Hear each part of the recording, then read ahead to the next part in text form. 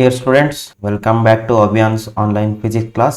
ಇವತ್ತಿನ ಕ್ಲಾಸಲ್ಲಿ ನಾವು ಎಲೆಕ್ಟ್ರಿಕ್ ಚಾರ್ಜಸ್ ಮತ್ತೆ ಫೀಲ್ಡ್ಸ್ ಥಿಯರಿ ಸ್ಟಡಿ ಮಾಡು ಥಿಯರಿ ಪಾರ್ಟ್ ನಿಮ್ಮ ಬೋರ್ಡ್ ಎಕ್ಸಾಮ್ಸ್ಗೆ ಹೆಲ್ಪ್ ಆಗುತ್ತೆ. ಸೊ ಬೋರ್ಡ್ ಎಕ್ಸಾಮ್ಸ್ಗೆ ಏನ್ ಬೇಕು ಅದನ್ನ ಹೇಳ್ಕೊಡ್ತೀನಿ ಈ ಕ್ಲಾಸಲ್ಲಿ. First chapter electric charges and fields ತಗೋಣ. ಇದರಲ್ಲಿ ಏನೇನು ಬರುತ್ತೆ ಎಲೆಕ್ಟ್ರಿಕ್ ಚಾರ್ಜಸ್ ಅಂಡ್ ಫೀಲ್ಡ್ಸ್ ಅಲ್ಲಿ? First electrostatics. ಏನಿದು ಎಲೆಕ್ಟ್ರೋಸ್ಟ್ಯಾಟಿಕ್ಸ್ ಅಂದ್ರೆ it is the study of charges at rest. So charges rest ಅಲ್ಲಿ ಇರುವಾಗ ಸ್ಟಡಿ ಮಾಡೋದು ಎಲೆಕ್ಟ್ರೋಸ್ಟ್ಯಾಟಿಕ್ಸ್. ಆದ್ರೆ what is this charges? Very important. ಈ ಚಾಪ್ಟರ್ ನಾವು ತಿಳ್ಕೊಳ್ಬೇಕಾಗಿರೋದು ಇದೆ. ಚಾರ್ಜಸ್ ಅಂದ್ರೆ ಏನು? What or electric charges? So electric charge ಅನ್ನೋದು ನೋಡ್ರಿ, ಯಾವುದೇ ಬಾಡಿ ಮೇಲೆ ಎಲೆಕ್ಟ್ರಿಕ್ ಚಾರ್ಜ್ ಇದೆ ಅಂತಂದ್ರೆ ಅದೊಂದು ಪ್ರಾಪರ್ಟಿ ಅಷ್ಟೇ. Property of a matter. ಎಂತ ಪ್ರಾಪರ್ಟಿ? ಫಂಡಮೆಂಟಲ್ ಪ್ರಾಪರ್ಟಿ ಅಥವಾ intrinsic property of any matter. ಇದೇನ್ ಮಾಡುತ್ತೆ? ಈ ಪ್ರಾಪರ್ಟಿ ಇತ್ತಂದ್ರೆ ಮ್ಯಾಟರ್ ಏನ್ ಮಾಡುತ್ತೆ? Matter will exert some force. ಅದು ಅಟ್ರಾಕ್ಟಿವ್ ಆಗಿರ್ಬೋದು, ರಿಪಲ್ಸಿವ್ ಆಗಿರ್ಬೋದು. ಇನ್ನೊಂದು ಬಾಡಿ ಅದ್ರ ಪಕ್ಕ ಇಟ್ಟಾಗ ಅದೇನ್ ಮಾಡುತ್ತೆ? ಫೋರ್ಸ್ ಅನ್ನ ಎಕ್ಸರ್ಟ್ ಮಾಡುತ್ತೆ. ಅಂದ್ರೆ ಈ ಎಲೆಕ್ಟ್ರಿಕ್ ಚಾರ್ಜಸ್ ಅನ್ನೋ ಪ್ರಾಪರ್ಟಿ ಇದ್ರೆ ಇದು ಫಂಡಮೆಂಟಲ್ ಪ್ರಾಪರ್ಟಿ. ಇದು ಯಾರ ಹತ್ರ ಇರುತ್ತೆ? Which body possess this electric charge property? ನೋಡ್ರಿ, ಸಬ್ ಅಟಾಮಿಕ್ ಪಾರ್ಟಿಕಲ್ ಹತ್ರ ಈ ಪ್ರಾಪರ್ಟಿ ಇರುತ್ತೆ. ಸಬ್ ಅಟಾಮಿಕ್ ಪಾರ್ಟಿಕಲ್ಸ್ ಯಾವ್ದ್ಯಾವ್ದು ಅಂದ್ರೆ, ನೀವು ಆಟಮ್ ನ ತಗೊಂಡ್ರೆ atom consist of 3 sub atomic particles.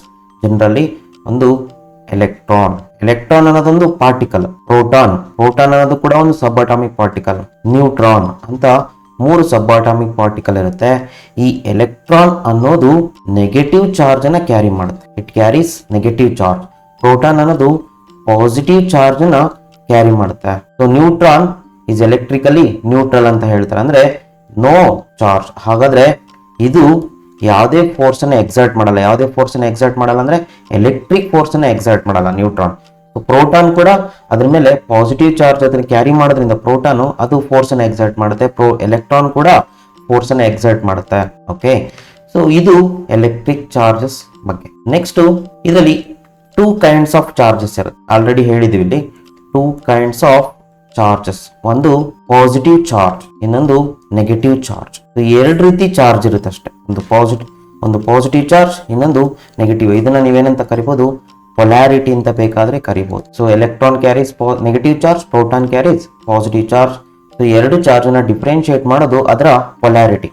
ಅದನ್ನ ನಾವು ಯಾವ ರೀತಿ ರೆಪ್ರೆಸೆಂಟ್ ಮಾಡ್ತೀವಿ ಅಂತಂದ್ರೆ, so positive charge is represented by plus and negative charge is represented by minus. ಇದು ಬೇಸಿಕ್ ಚಾರ್ಜ್ ಅಂದ್ರೆ ಏನು, ಹೇಗಿರುತ್ತೆ ಅಂತ. ಯಾವುದೇ ಬಾಡಿ ಅದು ಫೋರ್ಸ್ ಅನ್ನು ಎಕ್ಸರ್ಟ್ ಮಾಡ್ತಿದೆ ಅಂತಂದ್ರೆ ಅದಕ್ಕೆ ಯಾವ ಪ್ರಾಪರ್ಟಿ ಇರಬೇಕು? ಚಾರ್ಜ್ ಅನ್ನೋ ಪ್ರಾಪರ್ಟಿ ಇರಬೇಕು. ಇದಕ್ಕೆ ಎಕ್ಸ್ಪೆರಿಮೆಂಟ್ ಕೂಡ ಮಾಡ್ತಾರೆ ಇದ್ರ ಮೇಲೆ. ಏನ್ ಎಕ್ಸ್ಪೆರಿಮೆಂಟ್ ಅಂದ್ರೆ, ನಿಮ್ಮ NCERT ಬುಕ್ ಅಲ್ಲಿ ಇದೆ. ಏನ್ ಮಾಡ್ತಾರೆ? ಎರಡು ಮೆಟೀರಿಯಲ್ ನ ತಗೊಳ್ತಾರೆ. ಒಂದು glass rod. First glass rod ಅನ್ನ ತಗೊಳ್ತಾರೆ. ಈ ಗ್ಲಾಸ್ ರಾಡ್ ಅನ್ನ ತಗೊಂಡು ಈ ಗ್ಲಾಸ್ ರಾಡ್ ಅನ್ನ ತಗೊಂಡು ಸಿಲ್ಕ್ ಕ್ಲಾತ್ ಇಂದ ರಬ್ ಮಾಡ್ತಾರೆ. ಸಿಲ್ಕ್ ಕ್ಲಾತ್ ಇಂದ ರಬ್ ಮಾಡಿದಾಗ ಏನಾಗುತ್ತೆ? ಇದು ಚಾರ್ಜ್ ಅನ್ನ ಗೇನ್ ಮಾಡ್ಕೊಳ್ಳುತ್ತೆ. This one of the method of charging. Okay, ಆಮೇಲೆ ಇನ್ನೊಂದು ಸೇಮ್ ಅದೇ ತರನೇ ಗ್ಲಾಸ್ ರಾಡ್ ಅನ್ನ ತಗೊಂಡು ಅದನ್ನ ಏನ್ ಮಾಡ್ತಾರೆ? ಸಿಲ್ಕ್ ಕ್ಲಾತ್ ಇಂದಾನೆ ರಬ್ ಮಾಡ್ತಾರೆ. ಈ ಎರಡು ರಬ್ ಮಾಡಿರೋ ಗ್ಲಾಸ್ ರಾಡ್ ಅನ್ನ ಹತ್ರ ತಗೊಂಡ್ ಬಂದಾಗ ಇದೆರಡು ಏನಾಗುತ್ತೆ? They show repulsion. ಇಲ್ಲಿ ರಿಪಲ್ಷನ್ ಫೋರ್ಸ್ ಇದೆ ಅಂದ್ರೆ ಡೆಫಿನೆಟ್ಲಿ ಏನಿರ್ಬೇಕು? ಇವೆರಡರ ಮೇಲೂ ಚಾರ್ಜ್ ಇರಲೇಬೇಕು. ಓಕೆ, ಇಲ್ಲಿ ಇನ್ನೊಂದೇನು ಅರ್ಥ ಮಾಡ್ಕೊಳ್ಬೇಕಂದ್ರೆ, ಈ ಗ್ಲಾಸ್ ರಾಡ್ ಇದು ಗ್ಲಾಸ್ ರಾಡ್ ಇದನ್ನ ಸೇಮ್ ಸಿಲ್ಕ್ ಕ್ಲಾತ್ ಇಂದ ರಬ್ ಮಾಡಿದಾಗ ಎರಡು ಸೇಮ್ ಟೈಪ್ ಆಫ್ ಚಾರ್ಜ್ ನ ಗೇನ್ ಮಾಡ್ಕೊಳುತ್ತೆ. ಸೊ ರಿಪಲ್ ಆಗ್ತದೆ ಅಂದ್ರೆ ಸೇಮ್ ಕೈಂಡ್ ಏನಾಗುತ್ತೆ? ರಿಪೆಲ್ ಆಗುತ್ತೆ ಅಕಾರ್ಡಿಂಗ್ ಟು ಎಕ್ಸ್ಪೆರಿಮೆಂಟ್. ನೆಕ್ಸ್ಟ್ ಏನ್ ಮಾಡಿ? ಪ್ಲಾಸ್ಟಿಕ್ ರಾಡ್ ಅನ್ನ ತಗೊಳ್ಳಿ. ಪ್ಲಾಸ್ಟಿಕ್ ರಾಡ್ ಅನ್ನ ತಗೊಂಡು ಮತ್ತೆ ಅದೇ ತರನೇ ಪ್ಲಾಸ್ಟಿಕ್ ರಾಡ್ ಕ್ಯಾಟ್ಸ್ ಫರ್ ಇಂದ ರಬ್ ಮಾಡಿ. ಕ್ಯಾಟ್ಸ್ ಫರ್ ಇಂದ ರಬ್ ಮಾಡಿ. ಮತ್ತೆ ಇನ್ನೊಂದು ಗ್ಲಾಸ್ ರಾಡ್ ತಗೊಳ್ಳಿ, ಪ್ಲಾಸ್ಟಿಕ್ ರಾಡ್, ಅದನ್ನು ಕ್ಯಾಟ್ಸ್ ಫರ್ ಇಂದಾನೆ ರಬ್ ಮಾಡಿ ಹತ್ರ ತಗೊಂಡೋದಾಗ ಎರಡು ಚಾರ್ಜ್ ಆಗಿರುತ್ತೆ. ಅಂದ್ರೆ ಎರಡು ಚಾರ್ಜ್ ನ ಪೊಸೆಸ್ ಮಾಡುತ್ತೆ. ಸೊ ಡೆಫಿನೆಟ್ಲಿ ಏನಾಗಬೇಕು? They exert some force on each other. ಏನಾಗುತ್ತೆ? ಇದು ಕೂಡ ಏನಾಗುತ್ತೆ? ರಿಪೆಲ್ ಆಗುತ್ತೆ. ಇಲ್ಲೂ ಕೂಡ ಒಂದು ಅರ್ಥ ಮಾಡ್ಕೊಳ್ಬಹುದು. ಏನಂದ್ರೆ ಪ್ಲಾಸ್ಟಿಕ್ ರಾಡ್ ಕ್ಯಾಟ್ಸ್ ಫರ್ ಇಂದ ರಬ್ ಮಾಡಿದ್ರೆ ಹಾಗಾದ್ರೆ ಎರಡು ಸೇಮ್ ಚಾರ್ಜ್ ಅನ್ನು ಗೇನ್ ಮಾಡ್ಕೊಂಡಿರುತ್ತೆ. ಹಾಗಾದ್ರೆ ಸೇಮ್ ಕೈಂಡ್ ಏನಾಗುತ್ತೆ? ರಿಪೆಲ್ ಆಗುತ್ತೆ. ನೆಕ್ಸ್ಟ್ ಏನ್ ಮಾಡಿ? ಸಿಲ್ಕ್ ಕ್ಲಾತ್ ಇಂದ ರಬ್ ಮಾಡಿರೋ ಪ್ಲಾಸ್ಟಿಕ್ ರಾಡ್ ಅನ್ನ ತಗೊಳ್ಳಿ. This a plastic rod. ಆಮೇಲೆ ಕ್ಯಾಟ್ಸ್ ಫರ್ ಇಂದ ರಬ್ ಮಾಡಿರೋ ಪ್ಲಾಸ್ಟಿಕ್ ರಾಡ್ ಅನ್ನ ತಗೊಳ್ಳಿ. ಇವೆರಡನ್ನು ಹತ್ರ ಇಡಿ. So definitely they have charge, they have gain the charge. ಹಾಗಾಗಿ ಇವೆರಡು ಏನಾಗ್ತವೆ, they should exert force on each other. ಏನಾಗುತ್ತೆ, ಇವೆರಡು ಕೂಡ ಅಟ್ರಾಕ್ಟ್ ಆಗಕ್ ಟ್ರೈ ಮಾಡುತ್ತೆ, ದೇ ಅಟ್ರಾಕ್ಟ್ ಈಚ್ ಅದರ್. ಹಾಗಾದ್ರೆ ಇದ್ರ ಮೇಲೆ ಬೇರೆ ಕೈಂಡ್ ಆಫ್ ಚಾರ್ಜ್ ಇದೆ, ಇದ್ರ ಮೇಲೆ ಬೇರೆ ಕೈಂಡ್ ಆಫ್ ಚಾರ್ಜಸ್ ಇದೆ. ಸೊ ಡಿಫ್ರೆಂಟ್ ಕೈಂಡ್ ಏನ್ ಮಾಡುತ್ತೆ, ಅಟ್ರಾಕ್ಟ್ ಮಾಡಕ್ ಟ್ರೈ ಮಾಡುತ್ತೆ. ಸೊ ಈ ಎಕ್ಸ್ಪೆರಿಮೆಂಟ್ ನಮ್ಗೆ ಏನ್ ಗೊತ್ತಾಗುತ್ತೆ ಅಂದ್ರೆ same kind of charges repel each other. ಅದೇ ತರ different kind of charges attract each other. ಆಮೇಲೆ ಇನ್ನೊಂದು ಪಾಯಿಂಟ್ ಏನಂದ್ರೆ ಇಲ್ಲಿ ಎರಡೇ ರೀತಿ ಚಾರ್ಜ್ ಇರೋ ಸಾಧ್ಯ. ಅವ್ರು ಹೆಂಗ್ ಡಿಫೈನ್ ಮಾಡ್ತಾರೆ ಅಂದ್ರೆ ಒಂದು ಪಾಸಿಟಿವ್ ಚಾರ್ಜ್, ಇನ್ನೊಂದು ನೆಗೆಟಿವ್ ಚಾರ್ಜ್. ಆಮೇಲೆ ಅದನ್ನ ನೇಮ್ ಮಾಡ್ತಾರೆ. ಹೇಗೆ ಅಂತಂದ್ರೆ ಈಗ ಗ್ಲಾಸ್ ರಾಡ್ ಅನ್ನ ರಬ್ ಮಾಡಿರ್ತೀವಿ ಸಿಲ್ಕ್ ಕ್ಲಾತ್ ಇಂದ, ಇದೇನ್ ಮಾಡುತ್ತೆ, ಪಾಸಿಟಿವ್ ಚಾರ್ಜ್ ನ ಗೇನ್ ಮಾಡ್ಕೊಂಡಿರುತ್ತೆ. ಸೊ ಇದು ಕೂಡ ಏನಾಗಿರ್ಬೇಕು, ಪಾಸಿಟಿವ್ ಚಾರ್ಜ್ ನ ಗೇನ್ ಮಾಡ್ಕೊಂಡಿರುತ್ತೆ. ಸೊ ಪಾಸಿಟಿವ್ ಏನಾಗ್ತದೆ, ರಿಪೆಲ್ ಆಗ್ತದೆ. ಅದೇ ತರ ಪ್ಲಾಸ್ಟಿಕ್ ರಾಡ್ ಅನ್ನ ರಬ್ ಮಾಡಿದಾಗ ಕ್ಯಾಟ್ಸ್ ಫರ್ ಇಂದ ಇದು ನೆಗೆಟಿವ್ ಚಾರ್ಜ್ ನ ಗೇನ್ ಮಾಡ್ಕೊಳ್ಳುತ್ತೆ. ಇದು ಕೂಡ ಇನ್ನೊಂದು ಸೇಮ್ ಪ್ಲಾಸ್ಟಿಕ್ ರಾಡ್ ಅನ್ನ ರಬ್ ಮಾಡಿದಾಗ ಕ್ಯಾಟ್ಸ್ ಫರ್ ಇಂದ ಅದು ಕೂಡ ನೆಗೆಟಿವ್ ಚಾರ್ಜ್ ನೇ ಗೇನ್ ಮಾಡ್ಕೊಳ್ಬೇಕು. ಈ ನೆಗೆಟಿವ್ ಪೊಕೆಟ್ ಏನಾಗ್ತದೆ, ರಿಪೆಲ್ ಆಗ್ತದೆ. ಹಾಗಾದ್ರೆ same kind repel each other. ಇನ್ನೊಂದ್ ಕಡೆ ಏನಾಗುತ್ತೆ, ಇದು ಪಾಸಿಟಿವ್ ಚಾರ್ಜ್ ಇದೆ, ಯಾವುದು ಗ್ಲಾಸ್ ರಾಡ್, ರಬ್ ಮಾಡಿರೋ ಗ್ಲಾಸ್ ರಾಡ್, ಆಮೇಲೆ ರಬ್ ಮಾಡಿರೋ ಪ್ಲಾಸ್ಟಿಕ್ ರಾಡ್, ಇವನ್ನ ಪಕ್ಕ ಇಟ್ಟಾಗ ಇವೆರಡು ಅಟ್ರಾಕ್ಟ್ ಆಗ್ತದೆ. ಹಾಗಾದ್ರೆ ಡಿಫ್ರೆಂಟ್ ಕೈಂಡ್ ಏನಾಗುತ್ತಂತೆ, ಅಟ್ರಾಕ್ಟ್ ಆಗುತ್ತೆ ಅಂತ ಹೇಳ್ತಾರೆ. Different kind attract each other. So ಒಂದು ಪಾಸಿಟಿವ್ ಚಾರ್ಜ್ ಇರುತ್ತೆ, ಇನ್ನೊಂದು ನೆಗೆಟಿವ್ ಚಾರ್ಜ್ ಇರುತ್ತೆ. ಎರಡೇ ಚಾರ್ಜು ಇರಕ್ ಸಾಧ್ಯ ಅಂತ ಹೇಳ್ತಾರೆ. ಇದು ನಿಮ್ಮ NCERT ಬುಕ್ ಅಲ್ಲಿ ಇರ್ತಕ್ಕಂಥ ಎಕ್ಸ್ಪೆರಿಮೆಂಟ್. ಜನರಲಿ ಇದನ್ನೇನು ಕೇಳಿಲ್ಲ. ಓಕೆ, ನೆಕ್ಸ್ಟ್ ಏನಂತಂದ್ರೆ ಬೇಸಿಕ್ ತಿಳ್ಕೊಳ್ಳು. ಬೇಸಿಕ್ ಏನಂತಂದ್ರೆ ನೋಡ್ರಿ, ಏನಾಗುತ್ತೆ ಆಕ್ಚುಲಿ ಚಾರ್ಜ್ ಅಂದ್ರೆ ಹೇಗೆ ಬಾಡಿನ ಚಾರ್ಜ್ ಆಗುತ್ತೆ. ಫಸ್ಟ್ ಏನ್ ಮಾಡ್ಬೇಕು, ಒಂದು ಆಟಮ್ ಅನ್ನ ತಗೊಳ್ಬೇಕು. ಆಟಮ್ ಅಲ್ಲಿ ಏನಿರುತ್ತೆ, ಈ ರೀತಿ ಇರುತ್ತೆ. ಅಟಾಮಿಕ್ ಸ್ಟ್ರಕ್ಚರ್ ನೋಡಿದ್ರೆ ಇರುತ್ತೆ. ಸೆಂಟ್ರಲ್ ಅಲ್ಲಿ ಪ್ರೋಟಾನ್ಸ್ ಇರ್ತವೆ. ಸಮ್ 10 ಪ್ರೋಟಾನ್ಸ್ ಇದೆ ಅಂತ ಇಟ್ಕೊಳ್ಳೋಣ. So name it as P ಅಂದ್ರೆ ಇಲ್ಲಿ ಪ್ರೋಟಾನ್ ಅನ್ನ ಇಂಡಿಕೇಟ್ ಮಾಡುತ್ತೆ. 10 ಅನ್ನೋದೇನು ಇಂಡಿಕೇಟ್ ಮಾಡುತ್ತೆ, ನಂಬರ್ ಅನ್ನ ಇಂಡಿಕೇಟ್ ಮಾಡುತ್ತೆ. ಪ್ಲಸ್ ಏನ್ ಇಂಡಿಕೇಟ್ ಮಾಡುತ್ತೆ, ಚಾರ್ಜ್ ನ ಇಂಡಿಕೇಟ್ ಮಾಡುತ್ತೆ. ಅದು ಪಾಸಿಟಿವ್ ಚಾರ್ಜ್ ನ ಕ್ಯಾರಿ ಮಾಡ್ತಿದೆ. ಅದೇ ತರ ಎಲೆಕ್ಟ್ರಾನ್ಸ್ ತಗೊಂಡ್ರೆ ಎಲೆಕ್ಟ್ರಾನ್ಸ್ ಅದ್ರ ಸುತ್ತಾ ಇರುತ್ತೆ. ಈ ರೀತಿ ಎಷ್ಟಿದಾವೆ, 10 ಇದೆ ಅಂತ ಇಟ್ಕೊಳ್ಳೋಣ. There are 10 electrons. Just representation ಅಷ್ಟೇ ಬರೀತಾ ಇರೋದು, 10 ಎಲೆಕ್ಟ್ರಾನ್ಸ್ ಇದೆ. ಇಲ್ಲಿ ಕೂಡ ಅಷ್ಟೇ ಮೈನಸ್ ಇ ಅಂತ ಬರೀತೊಂಡ್ರಿ. ಈ ಮೈನಸ್ ಇ ಏನ್ ಇಂಡಿಕೇಟ್ ಮಾಡುತ್ತೆ, ಎಲೆಕ್ಟ್ರಾನ್ ಅನ್ನ ಇಂಡಿಕೇಟ್ ಮಾಡುತ್ತೆ. 10 ಏನ್ ಇಂಡಿಕೇಟ್ ಮಾಡುತ್ತೆ, ನಂಬರ್ ಅನ್ನ ಇಂಡಿಕೇಟ್ ಮಾಡುತ್ತೆ. ಮೈನಸ್ ಏನ್ ಇಂಡಿಕೇಟ್ ಮಾಡುತ್ತೆ, ಅದು ಕ್ಯಾರಿ ಮಾಡೋ ಚಾರ್ಜ್ ನ ಇಂಡಿಕೇಟ್ ಮಾಡುತ್ತೆ. ಈಗ ಇಲ್ಲಿ ಟೋಟಲ್ ನಂಬರ್ ಆಫ್ ಚಾರ್ಜಸ್ ಎಷ್ಟಂತ ಕೇಳಿದ್ರೆ ಡೆಫಿನೆಟ್ಲಿ 10 ಪ್ರೋಟಾನ್ ಇದೆ, ಅದು ಪಾಸಿಟಿವ್ ಚಾರ್ಜ್ ಅನ್ನ ಕ್ಯಾರಿ ಮಾಡುತ್ತೆ. 10 ಎಲೆಕ್ಟ್ರಾನ್ ಇದೆ, ಅದು ನೆಗೆಟಿವ್ ಚಾರ್ಜ್ ಅನ್ನ ಕ್ಯಾರಿ ಮಾಡುತ್ತೆ. So total number of charges calculate ಮಾಡಿದ್ರೆ so 10 proton plus 10 electron which gives 0. ಇದರರ್ಥ atom is electrically neutral. Next ಏನ್ ಮಾಡ್ತೀನಿ ನೋಡ್ರಿ, ವೆರಿ ಇಂಪಾರ್ಟೆಂಟ್. ಇದರಿಂದ ಒಂದು 2 ಎಲೆಕ್ಟ್ರಾನ್ ನ ರಿಮೂವ್ ಮಾಡ್ತೀನಿ. I am going to remove electron ಅನ್ನ ರಿಮೂವ್ ಮಾಡಿದಾಗ ಏನಾಗುತ್ತೆ, ಇವಾಗ can you calculate the total charges. Plus 10 ಹಾಗೆ ಇದೆ ಇಲ್ಲಿ. Let me rewrite, this is plus 10p. So plus 10 ಆಗಿದೆ. ಮೈನಸ್ ಎಲೆಕ್ಟ್ರಾನ್ ಎಷ್ಟಿದೆ, 8 ಇದೆ, ಬಿಕಾಸ್ 2ನ ರಿಮೂವ್ ಮಾಡಿದೀನಿ. ಅವಾಗ ಟೋಟಲ್ ಚಾರ್ಜ್ ನ ಕ್ಯಾಲ್ಕುಲೇಟ್ ಮಾಡಿದ್ರೆ ಇಟ್ ವಿಲ್ ಬಿಕಮ್ 2. ಎಂತ 2 ಪ್ಲಸ್ 2. ಹಾಗಾದ್ರೆ ಈ ಬಾಡಿ ಎಂತ ಚಾರ್ಜ್ ಆಗಿದೆ, ಪಾಸಿಟಿವ್ಲಿ ಚಾರ್ಜ್ ಆಗಿದೆ. ಅಂದ್ರೆ ಎಲೆಕ್ಟ್ರಾನ್ ಅನ್ನು ರಿಮೂವ್ ಮಾಡಿದ್ರೆ ಬಾಡಿ ಪಾಸಿಟಿವ್ ಆಗುತ್ತೆ. ನಮ್ಗೆ ಹೆಂಗ್ ಗೊತ್ತಾಯ್ತು, ಇಲ್ಲಿ ನೋಡಿ ಪ್ಲಸ್ 2. 2 ಎಕ್ಸೆಸ್ ಪ್ರೋಟಾನ್ಸ್ ಇದಾವೆ. 2 ಎಕ್ಸೆಸ್ ಪ್ರೋಟಾನ್ ಹಾಕಿಲ್ಲ ನಾನು, 2 ಎಲೆಕ್ಟ್ರಾನ್ ನ ರಿಮೂವ್ ಮಾಡಿದ್ದೀನಿ. 2 electrons R remove, so it will become positively charged plus 2. ಈಗೇನ್ ಮಾಡಿ ಅಗೇನ್ ನ್ಯೂಟ್ರಲ್ ತಗೊಳ್ಳಿ, 10 ಎಲೆಕ್ಟ್ರಾನ್ಸ್. ಈಗೇನ್ ಮಾಡಿ ಒಂದು 3 ಎಕ್ಸ್ಟ್ರಾ ಎಲೆಕ್ಟ್ರಾನ್ ಅನ್ನು ಇದಕ್ಕೆ ಆಡ್ ಮಾಡಿ. ಇವಾಗ ಏನಾಯ್ತು, ಟೋಟಲ್ ನಂಬರ್ ಪ್ಲಸ್ 10. ಅಬ್ಸರ್ವ್ ಮಾಡಿ, ಪ್ರೋಟಾನ್ ಸಂಖ್ಯೆ ಅಷ್ಟೇ ಇದೆ. ನಾನೇನ್ ಮಾಡ್ತೀನಿ, 3 ಎಲೆಕ್ಟ್ರಾನ್ ಅನ್ನ ಆಡ್ ಮಾಡ್ತೀನಿ. ಆಡ್ ಮಾಡಿದಾಗ ಏನಾಯ್ತು, ಪ್ಲಸ್ 10 ಮೈನಸ್ 13. ಅವಾಗ ಏನಾಯ್ತು, ಟೋಟಲ್ -3. ಸೊ ನೆಟ್ ಚಾರ್ಜ್ ಏನಾಯ್ತು, ನೆಗೆಟಿವ್ ಬಂತು. ಎಷ್ಟಿದೆ, -3 ಇದೆ. Nothing but this will become negatively charge. So negative charge ಆಗುತ್ತೆ. ಸೊ ಹಾಗಾದ್ರೆ ಯಾವುದೇ ಬಾಡಿನ ಚಾರ್ಜ್ ಮಾಡ್ಬೇಕಂದ್ರೆ ಏನ್ ಮಾಡ್ತೀವಿ ನಾವು, ಎಲೆಕ್ಟ್ರಾನ್ ಆಡ್ ಮಾಡ್ತೀವಿ, ಎಲೆಕ್ಟ್ರಾನ್ ಅನ್ನ ರಿಮೂವ್ ಮಾಡ್ತೀವಿ. ಪ್ರೋಟಾನ್ಸ್ ಯಾವುದೇ ಕಾರಣಕ್ಕೂ ರಿಮೂವ್ ಮಾಡಲ್ಲ. ಅದನ್ನೇನು ನಾವು ನಂಬರ್ನ ಚೇಂಜ್ ಮಾಡೋಕ್ಕೆ ಸಾಧ್ಯ ಇಲ್ಲ. ನಿಮಗೆ ಗೊತ್ತಿರಲಿ, ನ್ಯೂಕ್ಲಿಯಸ್ ಒಳಗಡೆ ನಾವು ಅದನ್ನ ಸ್ಟ್ರಾಂಗ್ ನ್ಯೂಕ್ಲಿಯರ್ ಫೋರ್ಸ್ ಇರೋದ್ರಿಂದ ಪ್ರೋಟಾನ್ ಸಂಖ್ಯೆ ಯಾವುದೇ ಕಾರಣಕ್ಕೂ ಯಾವುದೇ ಬಾಡಿಲಿ ಚೇಂಜ್ ಆಗಲ್ಲ. ಚೇಂಜ್ ಆಗೋದು ಒಂದೇ, we can change only electrons. But ಹೆಂಗೆ ಪಾಸಿಟಿವ್ ನೆಗೆಟಿವ್ ಆಗುತ್ತೆ ಅಂದ್ರೆ ಎಲೆಕ್ಟ್ರಾನ್ ಸಂಖ್ಯೆ ಕಡಿಮೆ ಆದಾಗ ಅದು ಪಾಸಿಟಿವ್ಲಿ ಚಾರ್ಜ್ ಆಗುತ್ತೆ. ಅಂದ್ರೆ ಇವಾಗ ಪಾಸಿಟಿವ್ ಚಾರ್ಜ್ ಡಾಮಿನೇಟ್ ಮಾಡುತ್ತೆ, ಎಲೆಕ್ಟ್ರಾನ್ ಅನ್ನು ಆಡ್ ಮಾಡಿದ್ರೆ ಎಲೆಕ್ಟ್ರಾನ್ ಡಾಮಿನೇಟ್ ಮಾಡುತ್ತೆ, it will become negatively charge. So this is how we will define charged body. ಹೇಗೆ ಅಂತಂದ್ರೆ if you add electron or remove electron, adding or removing the electrons make the body charged. So add ಮಾಡಿ ಅಥವಾ remove ಮಾಡಿದಾಗ ಏನನ್ನ electrons ಅನ್ನ body charge ಆಗುತ್ತೆ. Move ಆಗೋದು ಅಥವಾ ಚೇಂಜ್ ಮಾಡೋಕ್ಕಾಗೋದು ಓನ್ಲಿ ಎಲೆಕ್ಟ್ರಾನ್ಸ್ ಜ್ಞಾಪಕ ಇರಲಿ. Okay next next methods of charging a body. ಇಲ್ಲಿ 3 ಮೆಥಡ್ ಇದೆ. ಒಂದು ಬಾಡಿನ ಯಾವ್ಯಾವ ರೀತಿ ಚಾರ್ಜ್ ಮಾಡ್ಬೋದು ಅಂತಂದ್ರೆ ಎಲೆಕ್ಟ್ರಾನ್ ರಿಮೂವ್ ಅಥವಾ ಆಡ್ ಹೇಗೆ ಮಾಡ್ಬೋದು, nothing but charging a body.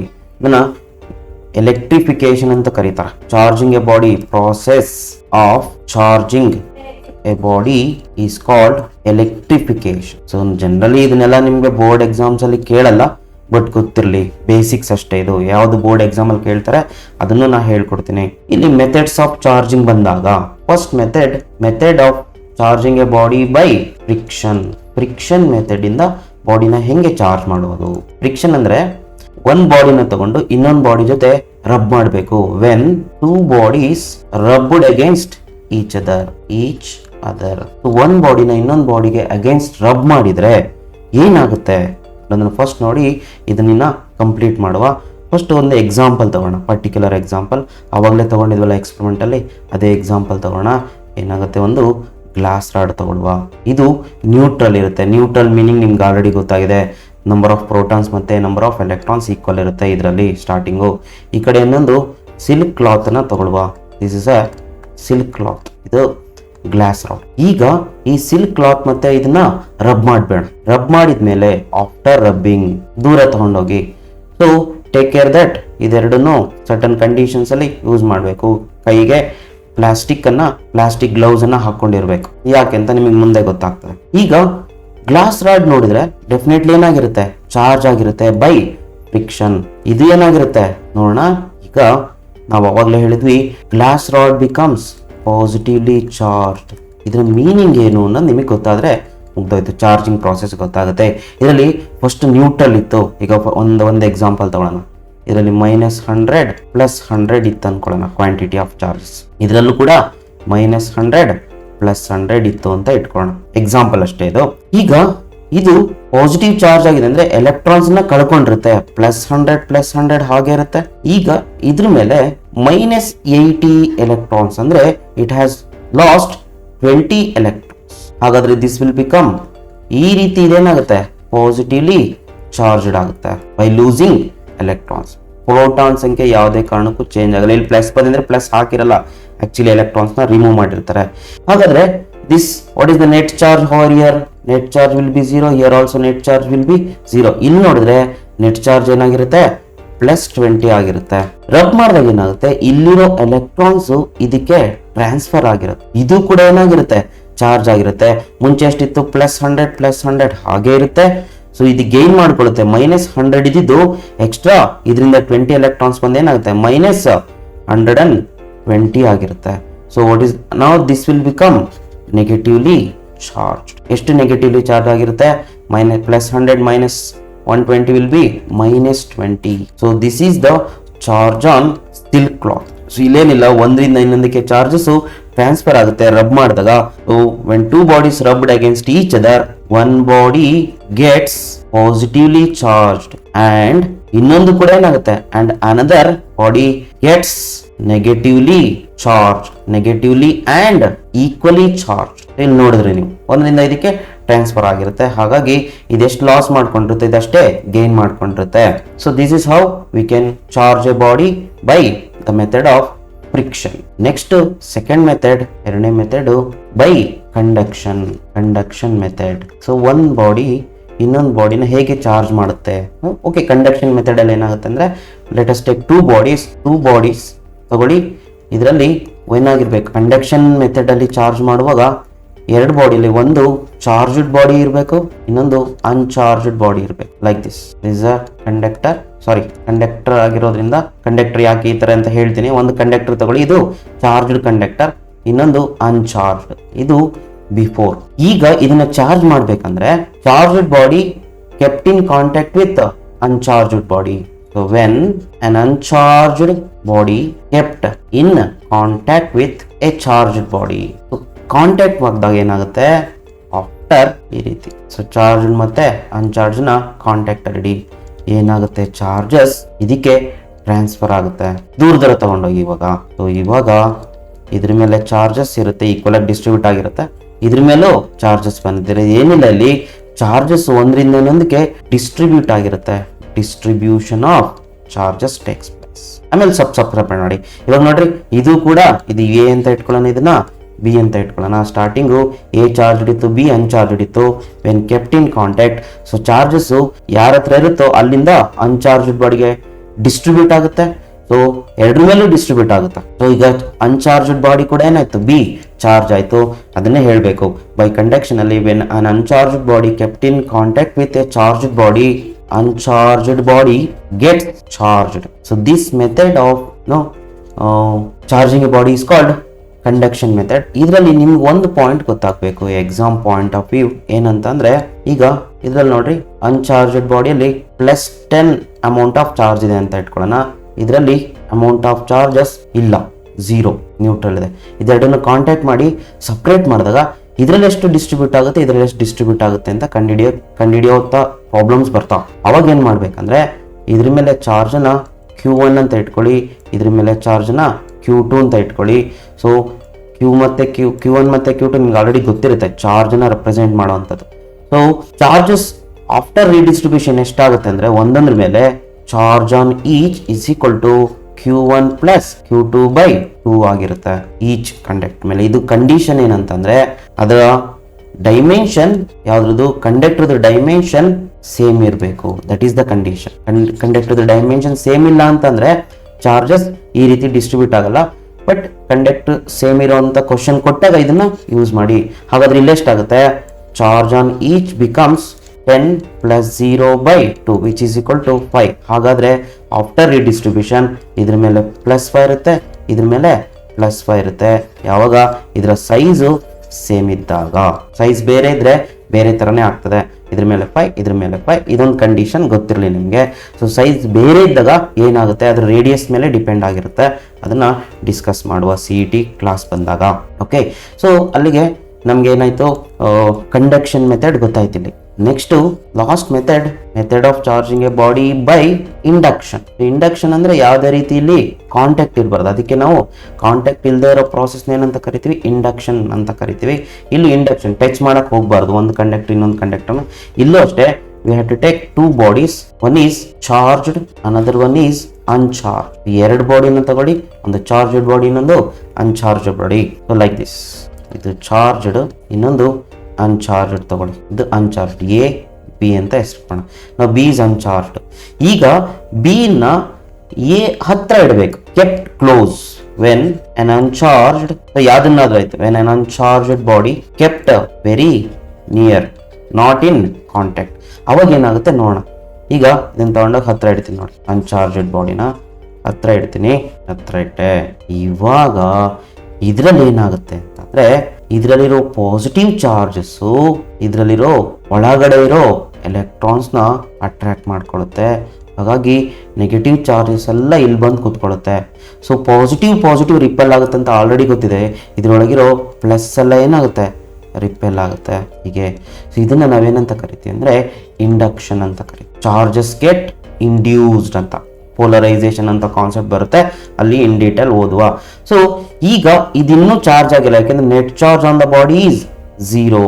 ಹಾಗಾದ್ರೆ ಇದಿನ್ನೂ ಚಾರ್ಜ್ ಆಗಿಲ್ಲ. ನಾವೇನ್ ಮಾಡ್ಬೇಕು, ಇದನ್ನ ಈ ಕಡೆ ಸರ್ಫೇಸ್ನ ಔಟರ್ ಸರ್ಫೇಸ್ನ ಅರ್ಥಿಂಗ್ ಮಾಡಿ. ಸರ್ ಅರ್ಥಿಂಗ್ ಅಂದ್ರೆ ಏನು ಹೇಳ್ಕೊಡ್ತೀನಿ. ಅರ್ಥಿಂಗ್ ಮಾಡಿದಾಗ ಏನಾಗುತ್ತೆ, ಇಲ್ಲಿರೋ ಎಲೆಕ್ಟ್ರಾನ್ಸ್ ಎಲ್ಲ ಈ ಕಡೆಗೆ ಬರುತ್ತೆ. ಎಷ್ಟಿದೆ ಇಲ್ಲಿ ಪಾಸಿಟಿವ್ ಚಾರ್ಜಸ್, ಅಷ್ಟು ಎಲೆಕ್ಟ್ರಾನ್ಸ್ ಅರ್ತ್ ಕಡೆಯಿಂದ ಬಂದು ಇದನ್ನ ಕಂಪ್ಲೀಟ್ ನ್ಯೂಟ್ರಲೈಸ್ ಮಾಡಿಬಿಡುತ್ತೆ. ಅವಾಗ ನಮಗೆ ಎಕ್ಸೆಸ್ ಉಳ್ಕೊಳ್ಳೋದೇ ಅದು negative charges.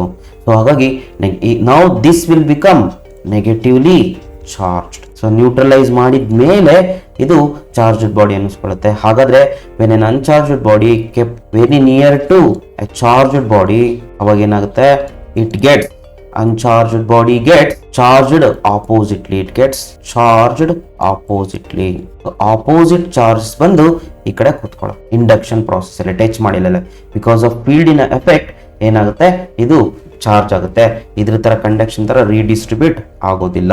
Okay sir, earthing ಅಂದ್ರೆ ಏನು ಅದನ್ನ ಹೇಳ್ಕೊಡ್ತೀನಿ ನೋಡಿ, ಅವಾಗ ನಿಮ್ಗೆ ಹಿಂದಿನ ಪ್ರಾಸೆಸ್ ನೀಟಾಗಿ ಗೊತ್ತಾಗುತ್ತೆ. ಬಹಳ ಸಿಂಪಲ್ ಇದೆ ಇದು. ಯಾವುದೇ ಒಂದು ಬಾಡಿ ಇದೆ ಅನ್ಕೊಳ್ಳಿ, ಇದು ನ್ಯೂಟ್ರಲ್. ಈಗ ಇದನ್ನ ನಾನು ಏನ್ ಮಾಡ್ತೀನಿ, ಚಾರ್ಜ್ ಮಾಡ್ತೀನಿ. I am going to charge it positively. ಇದನ್ನ ಅರ್ಥಿಂಗ್ ಮಾಡಿ ಅಂತಂದ್ರೆ ಒಂದು ವೈರ್ ಅನ್ನ ಅರ್ತ್ಗೆ ಕನೆಕ್ಟ್ ಮಾಡ್ತೀವಿ, ಈ ರೀತಿ ರೆಪ್ರೆಸೆಂಟ್ ಮಾಡ್ತೀವಿ. ಇದು ಪೂರಾ ಅರ್ತ್ ಹೇಗಿರುತ್ತೆ ಅಂದ್ರೆ, ನೀನ್ ಎಷ್ಟಾರು ಚಾರ್ಜ್ ಅನ್ನ ಕೊಡು, ಇಸ್ಕೊಳ್ಳುತ್ತೆ. ಯಾವ ಚಾರ್ಜ್ ಅನ್ನ ಕೊಡ್ತೀವಿ ನಾವು, ಯಾವ ಚಾರ್ಜ್ ಅನ್ನ ಕೊಡಕ್ ಸಾಧ್ಯ, only we can give negative charge. ಯಾಕೆಂದ್ರೆ ನೆಗೆಟಿವ್ ಚಾರ್ಜಸ್ ಮಾತ್ರ ಫ್ಲೋ ಆಗಕ್ ಸಾಧ್ಯ, ನೆಗೆಟಿವ್ ಚಾರ್ಜಸ್ ಮಾತ್ರ ಚೇಂಜ್ ಆಗಕ್ ಸಾಧ್ಯ. ಹಾಗಾಗಿ ನೀನು ಅರ್ತಿಗೆ ಎಷ್ಟಾದ್ರೂ ಕೊಡು, ಅದು ಇಸ್ಕೊಳ್ಳುತ್ತೆ. ಅದರಿಂದ ಎಷ್ಟಾದ್ರೂ ತಗೊಳ್ಳಿ, ಅದರಿಂದ ಇಸ್ಕೊಳ್ಳಿ, ಕೊಡುತ್ತದು. Earth has infinite charge capacity. ಎಷ್ಟಾದ್ರೂ ಕೊಟ್ಟು ತಗೊಳುತ್ತೆ, ಇಸ್ಕೊಂಡ್ರೆ ಕೊಡುತ್ತೆ. ಹಾಗಾಗಿ ಆ ಒಂದು ಪ್ರಾಪರ್ಟಿ ಇರೋದ್ರಿಂದ ಏನಾಗುತ್ತೆ ಇಲ್ಲಿ ಅಂತಂದ್ರೆ, ಈ ಕಂಡಕ್ಟರ್ ಪಾಸಿಟಿವ್ಲಿ ಚಾರ್ಜ್ ಇದೆ, ಅರ್ತ್ ನ್ಯೂಟ್ರಲ್ ಇರುತ್ತೆ. ಈಗ ಇದು ಪಾಸಿಟಿವ್ ಚಾರ್ಜ್ ಇರೋದ್ರಿಂದ ಇಲ್ಲಿ ಎಲೆಕ್ಟ್ರಾನಿನ ಡಿಫಿಷಿಯನ್ಸಿ ಇದೆ, ಅಂದ್ರೆ ಇದು ಸಂಹೌ ಲಾಸ್ಟ್ ಡಿಫಿಷಿಯನ್ಸಿ. ಇದು ಎಲೆಕ್ಟ್ರಾನ್ ಅನ್ನ ಕಳ್ಕೊಂಡಿದೆ. ಹಾಗಾದ್ರೆ ಇದಕ್ಕೆ ಎಲೆಕ್ಟ್ರಾನ್ ನೆಸೆಸಿಟಿ ಇದೆ, ಯಾಕೆಂದ್ರೆ ನ್ಯೂಟ್ರಲೈಸ್ ಆಗ್ಲಿಕ್ಕೆ. ಹಾಗಾಗಿ ಇದೇನ್ ಮಾಡುತ್ತೆ, ಎಲೆಕ್ಟ್ರಾನ್ ಅನ್ನ ಅಕ್ಸೆಪ್ಟ್ ಮಾಡ್ಕೊಳ್ಳುತ್ತೆ. ಅವಾಗ ಏನಾಗುತ್ತೆ, ಅರ್ತಿಗೆ ಕನೆಕ್ಟ್ ಮಾಡಿದ ತಕ್ಷಣ ಅರ್ತ್ ಏನ್ ಮಾಡುತ್ತೆ, ನಿನಗೆ ಬೇಕಾ ತಗೋ ಅಂತ ಎಲೆಕ್ಟ್ರಾನ್ ಕೊಡುತ್ತೆ. ಎಷ್ಟು ಎಲೆಕ್ಟ್ರಾನ್ ಕೊಡುತ್ತೆ, ಅದು ನ್ಯೂಟ್ರಲೈಸ್ ಆಗೋ ತನಕನೂ ಎಲೆಕ್ಟ್ರಾನ್ ನ ಕೊಡ್ತಾನೆ ಇರುತ್ತೆ.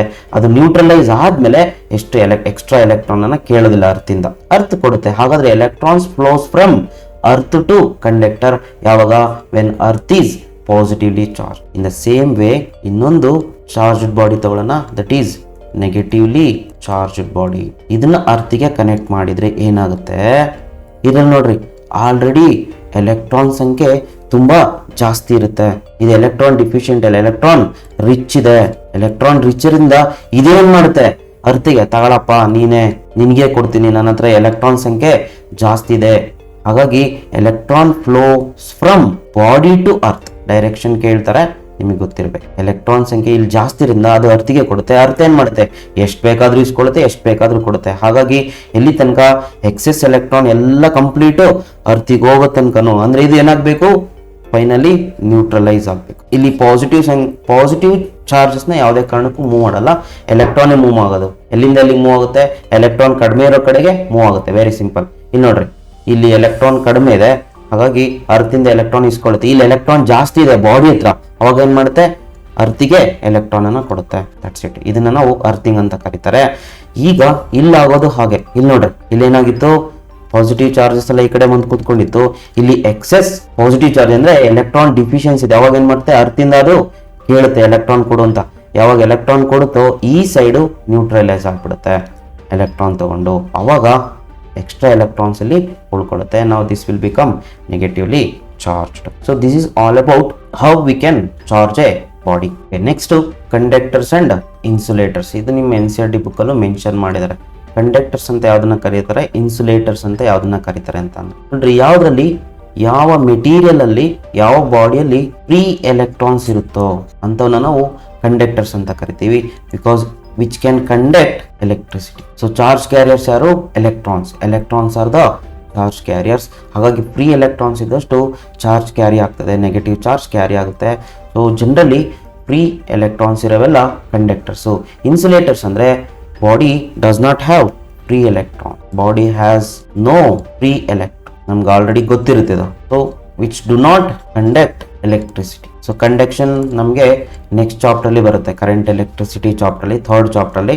ಸೊ ಇಲ್ಲಿ ಜಸ್ಟ್ ಮೆನ್ಷನ್ ಮಾಡಿದ್ದಾರೆ. ಯಾಕೆ ಅಂತಂದ್ರೆ ನೋಡ್ರಿ, ಒಂದು ಪಾಯಿಂಟ್ ಹೇಳಕ್ ಇಷ್ಟಪಡ್ತಾರೆ ಅವ್ರು. ಏನಂತಂದ್ರೆ, ಯಾವುದೇ ಕಂಡಕ್ಟರ್ಗೆ, ಇದು ಕಂಡಕ್ಟರ್ ಅನ್ಕೊಳ್ಳಿ, ಯಾವುದೇ ಕಂಡಕ್ಟರ್ಗೆ ಚಾರ್ಜ್ ಅನ್ನ ಕೊಟ್ರೆ, ಪಾಸಿಟಿವ್ ಚಾರ್ಜ್ ಆಯ್ತು, ನೆಗೆಟಿವ್ ಚಾರ್ಜ್ ಆಯ್ತು, ಚಾರ್ಜಸ್ ಏನಾಗುತ್ತೆ, ಎಲ್ಲ ಕಡೆ ಡಿಸ್ಟ್ರಿಬ್ಯೂಟ್ ಆಗುತ್ತೆ. ನೀವು ಇಲ್ಲಿ ಈ ಪಾಯಿಂಟ್ ಅಲ್ಲಿ ಕೊಟ್ರೆ ಚಾರ್ಜಸ್ ಎಲ್ಲ ಕಡೆ ಡಿಸ್ಟ್ರಿಬ್ಯೂಟ್ ಆಗುತ್ತೆ. ಅದೇ ಇನ್ಸುಲೇಟರ್ಗೆ ನೀವೇನಾದ್ರೂ ಚಾರ್ಜನ್ನ ಕೊಟ್ರೆ ಅದು ಒಂದೇ ಜಾಗದಲ್ಲಿ ಹೋಗಿ ಕೂತ್ಕೊಳ್ಳುತ್ತೆ.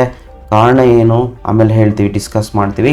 ಸದ್ಯಕ್ಕಿಲ್ಲಿ ನಮಗೆ ಗೊತ್ತಾಗ್ಬಿರುತ್ತೆ ಒಂದೇ ಪಾಯಿಂಟು, ಕಂಡಕ್ಟರ್ಗೆ ಚಾರ್ಜಸ್ನ ಕೊಟ್ರೆ ಅದು ಸರ್ಫೇಸ್ ಮೇಲೆ ಡಿಸ್ಟ್ರಿಬ್ಯೂಟ್ ಆಗುತ್ತೆ.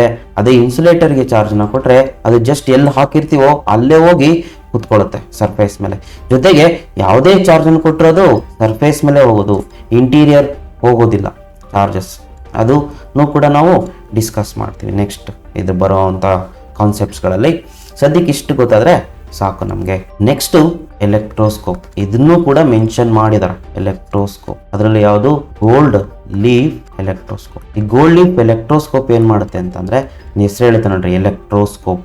ಎಲೆಕ್ಟ್ರೋಸ್ಕೋಪ್ ಅಂದರೆ it's a device use to detect the presence of charges.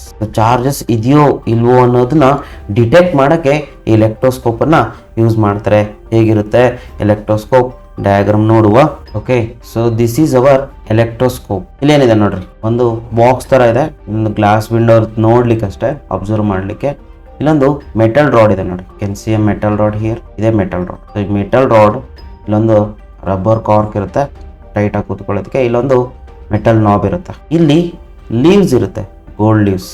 ಇಲ್ಲಿದೆ ನೋಡಿ ಗೋಲ್ಡ್ ಲೀವ್ಸ್, ಈ ತರ ಇರುತ್ತೆ ನೋಡ್ರಿ. ಅದನ್ನ ಆಚೆ ತೆಗೆದ್ರೆ ನಮ್ಗೆ ಈ ತರ ಕಾಣುತ್ತೆ. ಈಗ ಏನ್ ಮಾಡ್ಬೇಕು, ಇದು ನ್ಯೂಟ್ರಲ್ ಇರುತ್ತೆ. ಈ ಚಾರ್ಜ್ಡ್ ಮೆಟಲ್ ರಾಡ್ ಅನ್ನ ಇದಕ್ಕೆ ಟಚ್ ಮಾಡಬೇಕು. ಅವಾಗ ಏನಾಗುತ್ತೆ, ಚಾರ್ಜ್ ಇದರಿಂದ ಇದಕ್ಕೆ ಟ್ರಾನ್ಸ್ಫರ್ ಆಗುತ್ತೆ. ಟ್ರಾನ್ಸ್ಫರ್ ಆಗಿದೆ ಏನಾಗುತ್ತೆ, ಕಂಡಕ್ಟ್ ಆಗುತ್ತೆ. ಕಂಡಕ್ಟ್ ಆಗಿದೆ ಏನಾಗುತ್ತೆ, ಈ ಗೋಲ್ಡ್ ಲೀವ್ಸ್ ಮೇಲೆ ಕೂತ್ಕೊಳ್ಳುತ್ತೆ. ಗೋಲ್ಡ್ ಲೀವ್ಸ್ ಫಸ್ಟ್ ಹೇಗಿರುತ್ತೆ, ಈ ತರ ಒಂದಕ್ಕೊಂದು ಅಂಟ್ಕೊಂಡಿರುತ್ತೆ ಈ ತರ. ಈಗ ಯಾವಾಗ ಚಾರ್ಜಸ್ ಇದ್ರ ಮೇಲೆ ಬಂದು ಕೂತ್ಕೊಳ್ಳುತ್ತೋ, ಸೇ ಪಾಸಿಟಿವ್ ಚಾರ್ಜ್ ಕೊಟ್ಟಿದ್ದೀನಿ ಅನ್ಕೊಳ್ಳಿ, ಪಾಸಿಟಿವ್ ಚಾರ್ಜ್ ಇದ್ರ ಮೇಲೆ ಕೂತ್ಕೊಳ್ಳುತ್ತಾ ಬಂದು ಈ ಲೀಫ್ ಮತ್ತೆ ಈ ಲೀಫ್ ಏನಾಗುತ್ತೆ, because of same kind of charges ದೂರ ಹೋಗುತ್ತೆ ರಿಪಲ್ಷನ್ ಇಂದ. ಅವಾಗ ಏನಾಗುತ್ತೆ, ಗೋಲ್ಡ್ ಲೀವ್ಸ್ ಡೈವರ್ಜ್ ಆಗುತ್ತೆ. ಎಷ್ಟು ಡೈವರ್ಜ್ ಆಗುತ್ತೋ, degree of divergence is the amount of charges. Amount of charges ಅಂದ್ರೆ ಇಲ್ಲಿ ಎಕ್ಸಾಕ್ಟ್ ಎಷ್ಟಿದೆ ಅಂತ ಕಂಡಿಡಲ್ಲ, ಜಸ್ಟ್ ಜಾಸ್ತಿನೋ ಕಡಿಮೆನೋ, ಮೋರ್ ಆರ್ ಲೆಸ್ ಅಂತ ಹೇಳುತ್ತೆ ಅಷ್ಟೇ. ಜಾಸ್ತಿ ದೂರ ಹೋದ್ರೆ ಲೀವ್ಸ್ ಜಾಸ್ತಿ ಚಾರ್ಜಸ್ ಅದ್ರ ಮೇಲೆ ಟ್ರಾನ್ಸ್ಫರ್ ಆಗಿದೆ ಅಂತ ಅದರ ಅರ್ಥ. ಸೊ ದೂರ ಹೋದ್ರೆ ಮೀನಿಂಗ್ ದೇರ್ ಆರ್ ಚಾರ್ಜಸ್. ಒಂದಕ್ಕೊಂದು ಲೀವ್ಸ್ ಅಂಟ್ಕೊಂಡಿದ್ರೆ ಅದ್ರ ಮೇಲೆ ಚಾರ್ಜಸ್ ಇರಲ್ಲ ಅಂತ. ಇಲ್ಲಿ ನೋಡ್ರಿ ಸೆಕೆಂಡ್ ಡಯಾಗ್ರಾಮ್ ಏನಿದೆ, ಸ್ಕಿಮ್ಯಾಟಿಕ್ ಸಿಂಪಲ್ ಎಲೆಕ್ಟ್ರೋಸ್ಕೋಪ್. ಇದು ಸಿಂಪಲ್ ಎಲೆಕ್ಟ್ರೋಸ್ಕೋಪ್, ಸಿಂಪಲ್ ನಾವು ಮನೆಯಲ್ಲಿ ಮಾಡುವಂತ ಎಲೆಕ್ಟ್ರೋಸ್ಕೋಪ್ ಈ ತರ ಮಾಡಬಹುದು ಅಂತ ರೆಪ್ರೆಸೆಂಟೇಷನ್ ಅಷ್ಟೇ. Okay, so this is all about gold leaf electroscope. Okay, next exam ಅಲ್ಲಿ ಕೇಳುವಂಥದ್ದು ಇದೆ, ಬೇಸಿಕ್ ಪ್ರಾಪರ್ಟೀಸ್ ಆಫ್ ಚಾರ್ಜಸ್. 3 ಪ್ರಾಪರ್ಟಿನ ಮೆನ್ಷನ್ ಮಾಡಿದ್ದಾರೆ. ಒಂದು ಅಡಿಟಿವಿಟಿ ಆಫ್ ಚಾರ್ಜಸ್, ಇದು ಬಹಳ ಸಿಂಪಲ್ ಪ್ರಾಪರ್ಟಿ. ಏನಂತಂದ್ರೆ ಯಾವುದೇ ಬಾಡಿ ಮೇಲೆ ಇರ್ತಕ್ಕಂಥ ಚಾರ್ಜಸ್ನು ಆಡ್ ಮಾಡ್ಬೇಕಂದ್ರೆ ಏನ್ ಮಾಡ್ಬೇಕಂದ್ರು, we have to take algebraic sum ತಗೊಳ್ಬೇಕು. ಸರ್ ಹೇಗೆ ಸರ್, ನೋಡ್ರಿ ಬಹಳ ಸಿಂಪಲ್. ಈ ಬಾಡಿ ಮೇಲೆ +10 ಇದೆ ಚಾರ್ಜ್ ಅಂತ ಇಟ್ಕೊಳ್ಳೋಣ, ಇನ್ನೊಂದು ಬಾಡಿ ಮೇಲೆ -3 ಇದೆ ಅಂತ ಇಟ್ಕೊಳ್ಳೋಣ. What is the total charge of these 2 bodies ಅಂತ ಕೇಳಿದ್ರೆ ಏನು ಮಾಡಬೇಕು, ಪ್ಲಸ್ ಇದ್ರೆ ಪ್ಲಸ್ಸೇ ತಗೊಳ್ಬೇಕು, ಮೈನಸ್ ಇದ್ರೆ ಮೈನಸ್ಸೇ ತಗೊಳ್ಬೇಕು. ಈ ರೀತಿ ಆ್ಯಡ್ ಮಾಡೋದನ್ನ ನಾವೇನಂತ ಕರಿತೀವಿ, taking the algebraic sum. So ಹಾಗಾದ್ರೆ ಎಷ್ಟು ಬರುತ್ತಿದ್ದು, +7. So total charge on these 2 bodies will be equal to +7. Very simple way of calculating the sum of the charges. ಹಾಗಾದ್ರೆ so total charge on a bodies is the algebraic sum of the charges ಅಂತ ಹೇಳ್ತಾರೆ. So algebraic sum ತಗೊಳ್ಬೇಕು ಯಾವುದೇ body ಮೇಲೆ total charge calculate ಮಾಡುವಾಗ.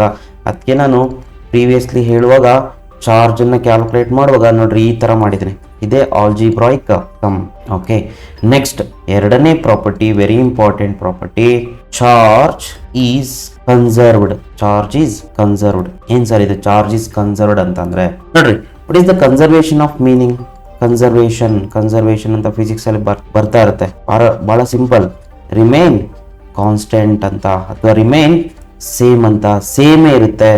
So charge on a body, total charge on a body ಯಾವಾಗ್ಲೂ same ಇರುತ್ತೆ, provided in an isolated system. Very important. Isolated system ಅಲ್ಲಿ total charge on a body remains constant.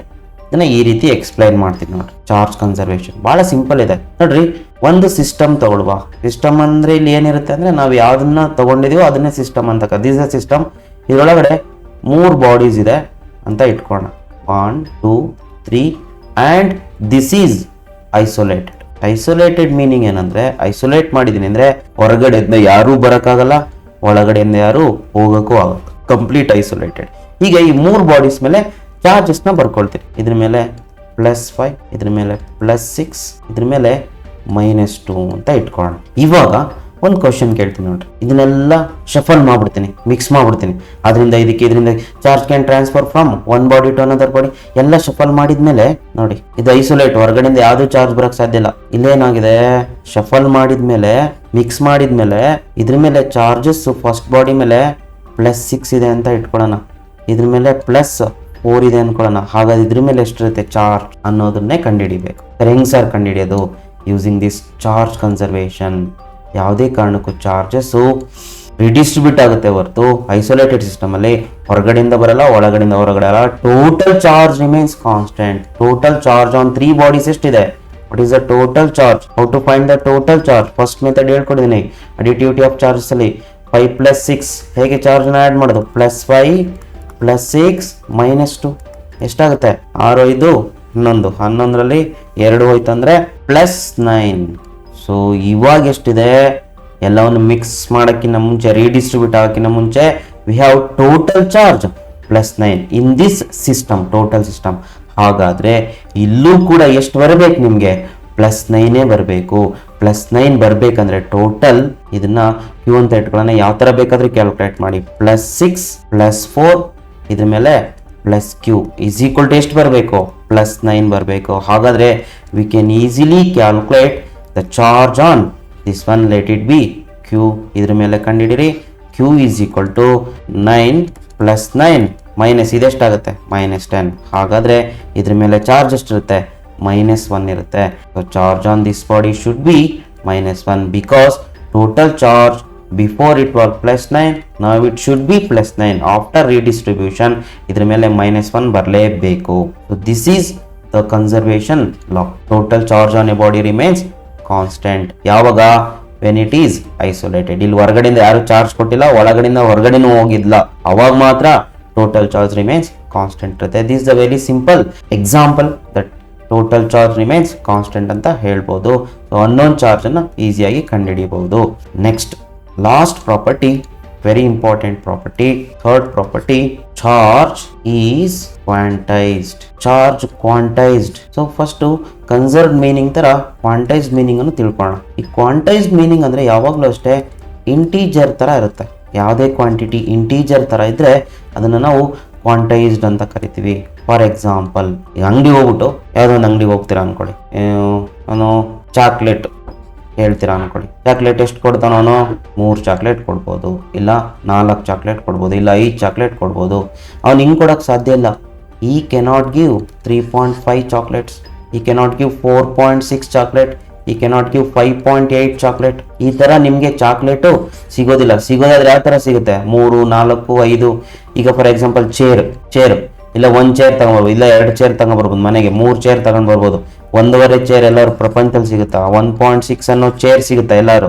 No, ಈ ಥರ existence ಇರೋದಿಲ್ಲ. ಇಂಥ ಕ್ವಾಂಟಿಟೀಸ್ನ ನಾವೇನಂತ ಕರಿತೀವಿ ಅಂದರೆ ಕ್ವಾಂಟೈಸ್ಡ್ ಕ್ವಾಂಟಿಟೀಸ್ ಅಂತ ಕರಿತೀವಿ. ಸೊ ಅರ್ಧ ಸಿಗೋಂಥದ್ದು ಅರ್ಧ ಲೀಟರ್ ಹಾಲು ಸಿಗುತ್ತೆ, 3/4 ಲೀಟರ್ ಸಿಗುತ್ತೆ, 1/2 ಲೀಟರ್ 0.5, ಅಥವಾ 3/4 ಲೀಟರ್ 3/4 ಲೀಟರ್ ಸಿಗುತ್ತೆ. ಇದು ಕ್ವಾಂಟೈಸ್ಡ್ ಅಲ್ಲ. ಸೊ ಈ ತರ ಇದ್ರೆ ಮಾತ್ರ ಕ್ವಾಂಟೈಸ್ಡ್. ಮನುಷ್ಯರು ಒಬ್ರು ಇರ್ತಾನೆ, ಇಬ್ರು ಇರ್ತಾರೆ, 3 ಜನ ಇರ್ತಾರೆ, 3/2 ಎಲ್ಲೂ ಸಿಗಲ್ಲ. ಸೊ ಈ ತರ ಇದ್ರೆ ಇದನ್ನ ಕ್ವಾಂಟೈಸ್ಡ್ ಅಂತ ಕರೀತಾರೆ. ಎಕ್ಸಾಂಪಲ್ ಹೇಳಿದಷ್ಟೇ ನಾನು. So quantise. ಹಾಗಾದ್ರೆ ಚಾರ್ಜ್ ಕೂಡ ಏನಂತೆ? ಕ್ವಾಂಟೈಸ್ಡ್ ಅಂತೆ. So charge quantised. ಅದು ಕೂಡ ನಿಮ್ಗೆ ಚಾರ್ಜ್ ಅನ್ನ ಕೇಳಿದ್ರೆ ಇಲ್ಲ 1 ಚಾರ್ಜ್ ಸಿಗುತ್ತೆ, ಇಲ್ಲ 2 ಚಾರ್ಜ್ ಸಿಗುತ್ತೆ, ಇಲ್ಲ 3 ಚಾರ್ಜ್ ಸಿಗುತ್ತೆ. ನಂಬರ್ ಬಗ್ಗೆ ನಾನು ಮಾತಾಡ್ತಿರೋದು ಎನ್. ಹಾಗಾದ್ರೆ ಟೋಟಲ್ ಚಾರ್ಜ್ ಫಾರ್ ಎಕ್ಸಾಂಪಲ್ ಇದ್ರ ಮೇಲೆ, ಇದು ಬಾಡಿ ಮೇಲೆ 1+ ಕೊಡಕ್ ಸಾಧ್ಯ, 2+, 3+, 4+, 5+, 6+. ಹಾಗಾದ್ರೆ what is the total charge on a body ಅಂತ ಕೇಳಿದ್ರೆ ಯು ಶುಡ್ ಸೇ +6. ಇಲ್ಲಿ ಬರ್ದಿರೋದು ನೋಡ್ರಿ, ಪ್ಲಸ್ ಅನ್ನೋದು ಟೈಪ್ ಆಫ್ ಚಾರ್ಜ್, ಪೊಲಾರಿಟಿ. 6 ಅನ್ನೋದು ನಂಬರ್, ಅದ್ರ ಜೊತೆಗೆ ಅದರ ಕ್ವಾಂಟಿಟಿನೂ ಬರೀಬೇಕು. Very important. ಹೆಂಗ್ ಸರ್ ಕ್ವಾಂಟಿಟಿ ಅಂದ್ರೆ ನೋಡ್ರಿ, ಇಲ್ಲಿ ಚೇರ್ ತಗೊಂಡೆ, ಚೇರಿನ ಕ್ವಾಂಟಿಟಿ ಏನು? ಚೇರಿನ ನಂಬರ್ 1, ಅದರ ಕ್ವಾಂಟಿಟಿ ಹೇಳ್ಬೇಕಂದ್ರೆ ಅದು ಇಷ್ಟು kg ಇರುತ್ತೆ ಅಂತ. ಫಾರ್ ಎಕ್ಸಾಂಪಲ್ 1 ಚೇರು 2 kg ಇದೆ ಅಂತ ಇಟ್ಕೊಳ್ಳೋಣ. ಹಾಗಾದ್ರೆ this is the total quantity 2 kgs. 1 × 2 kg. 2 chair ತಗೊಂಡ್ರೆ 2 × 2 kgs. ಇಲ್ಲಿ ನಾವು ಚೇರ್ ಅನ್ನ ತಗೊಂಡಾಗ ಮಾಸ್ ಅನ್ನೋ ಕ್ವಾಂಟಿಟಿನ ತಗೊಳ್ತೀವಿ. ಹಾಗೆ ಚಾರ್ಜ್ ಅನ್ನ ತಗೊಂಡಾಗ ಅದಕ್ಕೂ ಅದರದೇ ಆದ ಬೇಸಿಕ್ ಕ್ವಾಂಟಿಟಿ ಇರುತ್ತೆ. ಯಾಕೆಂದ್ರೆ ಸಿಂಗಲ್ ಚೇರಿನ ವ್ಯಾಲ್ಯೂ 2 kg, ಅದೇ ತರ ಸಿಂಗಲ್ ಚಾರ್ಜಿನ ವ್ಯಾಲ್ಯೂ ಇ ಇರುತ್ತೆ. ಹಾಗಾದ್ರೆ ಇದ್ರ ಮೇಲೆ ಟೋಟಲ್ ಚಾರ್ಜ್ ಅಂತ ಕೇಳಿದ್ರೆ Q is equal to polarity, number of charges ಮತ್ತೆ ಅದರ basic value of charges plus 6e. This is how we are going to calculate the charges and how we are going to represent the total charge on a body. Q is plus 6e. So ಹಾಗಾದ್ರೆ 6 ಗೊಂದು value ಇರಬೇಕಲ್ವಾ, like 2 kg ತರ mass 2 kg ಇದ್ದಂಗೆ ಒಂದು ಚೇರಿನ ಮಾಸು 2 kg, ಅದೇ ತರ ಒಂದು ಚಾರ್ಜ್ನ basic quantity fundamental value ಅಂತ ಹೇಳ್ತಾರೆ ಇದನ್ನ. ಯಾಕಂದ್ರೆ ಒಂದು ಚಾರ್ಜ್ಗೆ ಎಷ್ಟಿರುತ್ತೋ ಈ ಸೆಕೆಂಡ್ ಚಾರ್ಜ್ನ ವ್ಯಾಲ್ಯೂನು ಅಷ್ಟೇ ಇರುತ್ತೆ. ಯಾಕಂದ್ರೆ ಇಲ್ಲಿ ಒಂದು ಚೇರಿನ ಮಾಸ್ 2 kg ಇದೆ, ಅದೇ ತರ ಇರೋ ಸೆಕೆಂಡ್ ಚೇರಿನ ಮಾಸ್ ಕೂಡ 2 kg ಇರುತ್ತೆ. ಎರಡು ತಗೊಂಡಾಗ ಎಷ್ಟಾಗುತ್ತೆ 2 times 2 kg. So total mass becomes 4 kg like this. ಹಾಗೆ ಒಂದು ಚಾರ್ಜ್ನ ಬೇಸಿಕ್ ವ್ಯಾಲ್ಯೂ ಫಂಡಮೆಂಟಲ್ ವ್ಯಾಲ್ಯೂ ಎಷ್ಟಿರುತ್ತೆ ಇ ಇರುತ್ತೆ. ಅದರ ರೆಪ್ರೆಸೆಂಟೇಷನ್ ಇ ಅನ್ನೋದು ರೆಪ್ರೆಸೆಂಟೇಷನ್, ಅದಕ್ಕೆ value 1.6 into 10 to the power of -19 coulomb. ಈಗ ಈ ಚಾರ್ಜ್ಗೆ ಒಂದು ಮೀನಿಂಗ್ ಬಂತು. ಕೂಲಮ್ ಅನ್ನೋದು ಚಾರ್ಜಿನ ಯೂನಿಟ್ ಕೂಲಮ್. ಹಾಗಾದ್ರೆ ಇಲ್ಲೊಂದು ಎಕ್ಸಾಂಪಲ್ ಬರಿತೀನಿ, ಇದರ ಚಾರ್ಜ್ ವ್ಯಾಲ್ಯೂ ಬರೀಬಹುದು ನೋಡ್ರಿ, ಬರೀರಿ. What is the total charge on a body ಅಂತ ಕೇಳಿದ್ರೆ Q is equal to ಎಷ್ಟಿದೆ ನೋಡ್ರಿ 1 2 3 4 5 6 7 8 9. ಪೊಲಾರಿಟಿ ಬರೀರಿ ಫಸ್ಟ್, ಮೈನಸ್ ನಂಬರ್ ಎಷ್ಟು 9 ಇಂಟು ಬೇಸಿಕ್ ವ್ಯಾಲ್ಯೂ ನೆಗೆಟಿವ್ ಚಾರ್ಜ್ಗೂ ಸೇಮ್ ಇರುತ್ತೆ. So this is the charge, total charge on this body. ಸೊ ಈ ರೀತಿ ಬರೆಯೋದನ್ನ ನಾವು ಚಾರ್ಜ್ ಇಸ್ ಕ್ವಾಂಟೈಸ್ಡ್ ಅಂತ ಕರಿತೀವಿ. ಕ್ವಾಂಟೈಸ್ ಮೀನಿಂಗ್ ಯಾವ್ದು ಹೇಳುತ್ತೆ, ಇದು ಹೇಳುತ್ತೆ. ಸೊ ಜನರಲ್ ಆಗಿ n ನಂಬರ್ ಆಫ್ ಚಾರ್ಜಸ್ ಇದ್ರೆ Q is equal to ಏನಾಗುತ್ತೆ n ಇಂಟು ಇ ಆಗುತ್ತೆ. ಪಾಸಿಟಿವ್ ಚಾರ್ಜ್ ಇದ್ರೆ ಪಾಸಿಟಿವ್, ನೆಗೆಟಿವ್ ಚಾರ್ಜ್ ಇದ್ರೆ negative charge. So this is the quantised condition. So where Q is the total charge on a body. Q is the integral multiple of basic charge ಅಂದ್ರೆ n into e. Hope ನಿಮ್ಗೆ ಇದು ಗೊತ್ತಾಯ್ತು ಅನ್ಕೊಂಡಿದ್ದೇನೆ. ಇದನ್ನ ನೀವು ಬರೀಬೇಕು exam ಅಲ್ಲಿ. ಇದನ್ನೇ ಹೇಳ್ತಾರೆ ಪ್ರಾಪರ್ಟೀಸ್ ಆಫ್ ಚಾರ್ಜಸ್ ಅಂತ. Charge is quantised, charge is conserved, additivity of charges ಅಂತ ಬರೀಬೇಕು. ಓಕೆ, ಸೊ ಇದಾದ್ಮೇಲೆ next very important in this chapter, Coulomb's law of electrostatics force. Very important. ಇವಾಗ ನಾವು ಫಸ್ಟ್ ಎಕ್ಸ್ಪೆರಿಮೆಂಟ್ ಅಲ್ಲಿ, ಪ್ರೀವಿಯಸ್ ಎಕ್ಸ್ಪೆರಿಮೆಂಟ್ ಅಲ್ಲಿ, let us go back here. ಇಲ್ಲಿ ಏನಾಗುತ್ತೆ ಅಂತ ಹೇಳಿದ್ರೆ, ಈ ಇದ್ರ ಮೇಲೆ ಇರ್ತಕ್ಕಂಥ ಚಾರ್ಜ್ ಇವಾಗ ನೋಡ್ರಿ ನಾವೇನಂತ ಬರಿಬೋದು, what is the total charge Q1 ಅಂತ ಬರಿಬೋದಾ? ಎಂತ Q1 ಪ್ಲಸ್ Q1, ಇದ್ರ ಮೇಲೆ ಎಷ್ಟಿದೆ ಪ್ಲಸ್ Q2 ಅಂತ ಬರಿಬೋದಾ? Because we know how to represent the charges. ಈ Q1 ಈ Q2 ಏನ್ ಮಾಡುತ್ತೆ, ರಿಪೆಲ್ ಮಾಡುತ್ತೆ. ಯಾವ Q1 ಯಾವ Q2 ನ ರಿಪೆಲ್ ಮಾಡುತ್ತೆ? ಈಗ ಈ ಗ್ಲಾಸ್ ರಾಡ್ ಇದನ್ನ ರಿಪೆಲ್ ಮಾಡುತ್ತಾ, ಈ ಗ್ಲಾಸ್ ರಾಡ್ ಇದನ್ನ ರಿಪೆಲ್ ಮಾಡುತ್ತಾ ಅಂತಂದ್ರೆ no, they repel each other. Very important thing. So ಒಂದನ್ನೊಂದನ್ನು ರಿಪೆಲ್ ಮಾಡುತ್ತೆ. ಹಾಗಾದ್ರೆ ರಿಪಲ್ಸಿವ್ ಫೋರ್ಸ್ ಇರ್ಬೇಕಲ್ವಾ ಅಲ್ಲಿ. ಆ ರಿಪಲ್ಸಿವ್ ಫೋರ್ಸ್ ನಾವೇನಂತ ಕರಿತೀವಿ ಅಂದ್ರೆ ಎಲೆಕ್ಟ್ರೋಸ್ಟಾಟಿಕ್ ಫೋರ್ಸ್ ಅಂತ ಕರಿತೀವಿ. ಹಾಗಾದ್ರೆ ಇಲ್ಲೂ ಅಷ್ಟೇ ನೋಡ್ರಿ, ಒಂದು ಪ್ಲಸ್ Q2 ಇದೆ, ಇಲ್ಲಿ ಮೈನಸ್ Q1 ಇದೆ. ಹಾಗಾದ್ರೆ ಪ್ಲಸ್ ಮೈನಸ್ ಇದ್ದಾಗ ಏನಾಗುತ್ತೆ, ಅಟ್ರಾಕ್ಟ್ ಈಚ್ ಅದರ್ ಅಂತ ಹೇಳಿದ್ರೆ. ಹಾಗಾದ್ರೆ ಅಲ್ಲೂ ಕೂಡ ಏನಿರ್ಬೇಕು, ಎಲೆಕ್ಟ್ರೋಸ್ಟಾಟಿಕ್ ಫೋರ್ಸ್ ಆಫ್ ಅಟ್ರಾಕ್ಷನ್ ಇರಬೇಕು. ಎಲೆಕ್ಟ್ರೋ ಅಂತ ಯಾಕೆ ಕರಿತೀನಿ ಅಂದ್ರೆ ಚಾರ್ಜಸ್ ಎಕ್ಸರ್ಟಿಂಗ್ ಫೋರ್ಸ್. ಹಾಗಾಗಿ ಇದು ಎಲೆಕ್ಟ್ರೋಸ್ಟಾಟಿಕ್ ಫೋರ್ಸ್ ಆಫ್ ಅಟ್ರಾಕ್ಷನ್ ಅಂತಾನೆ ಹೇಳ್ಬೇಕು.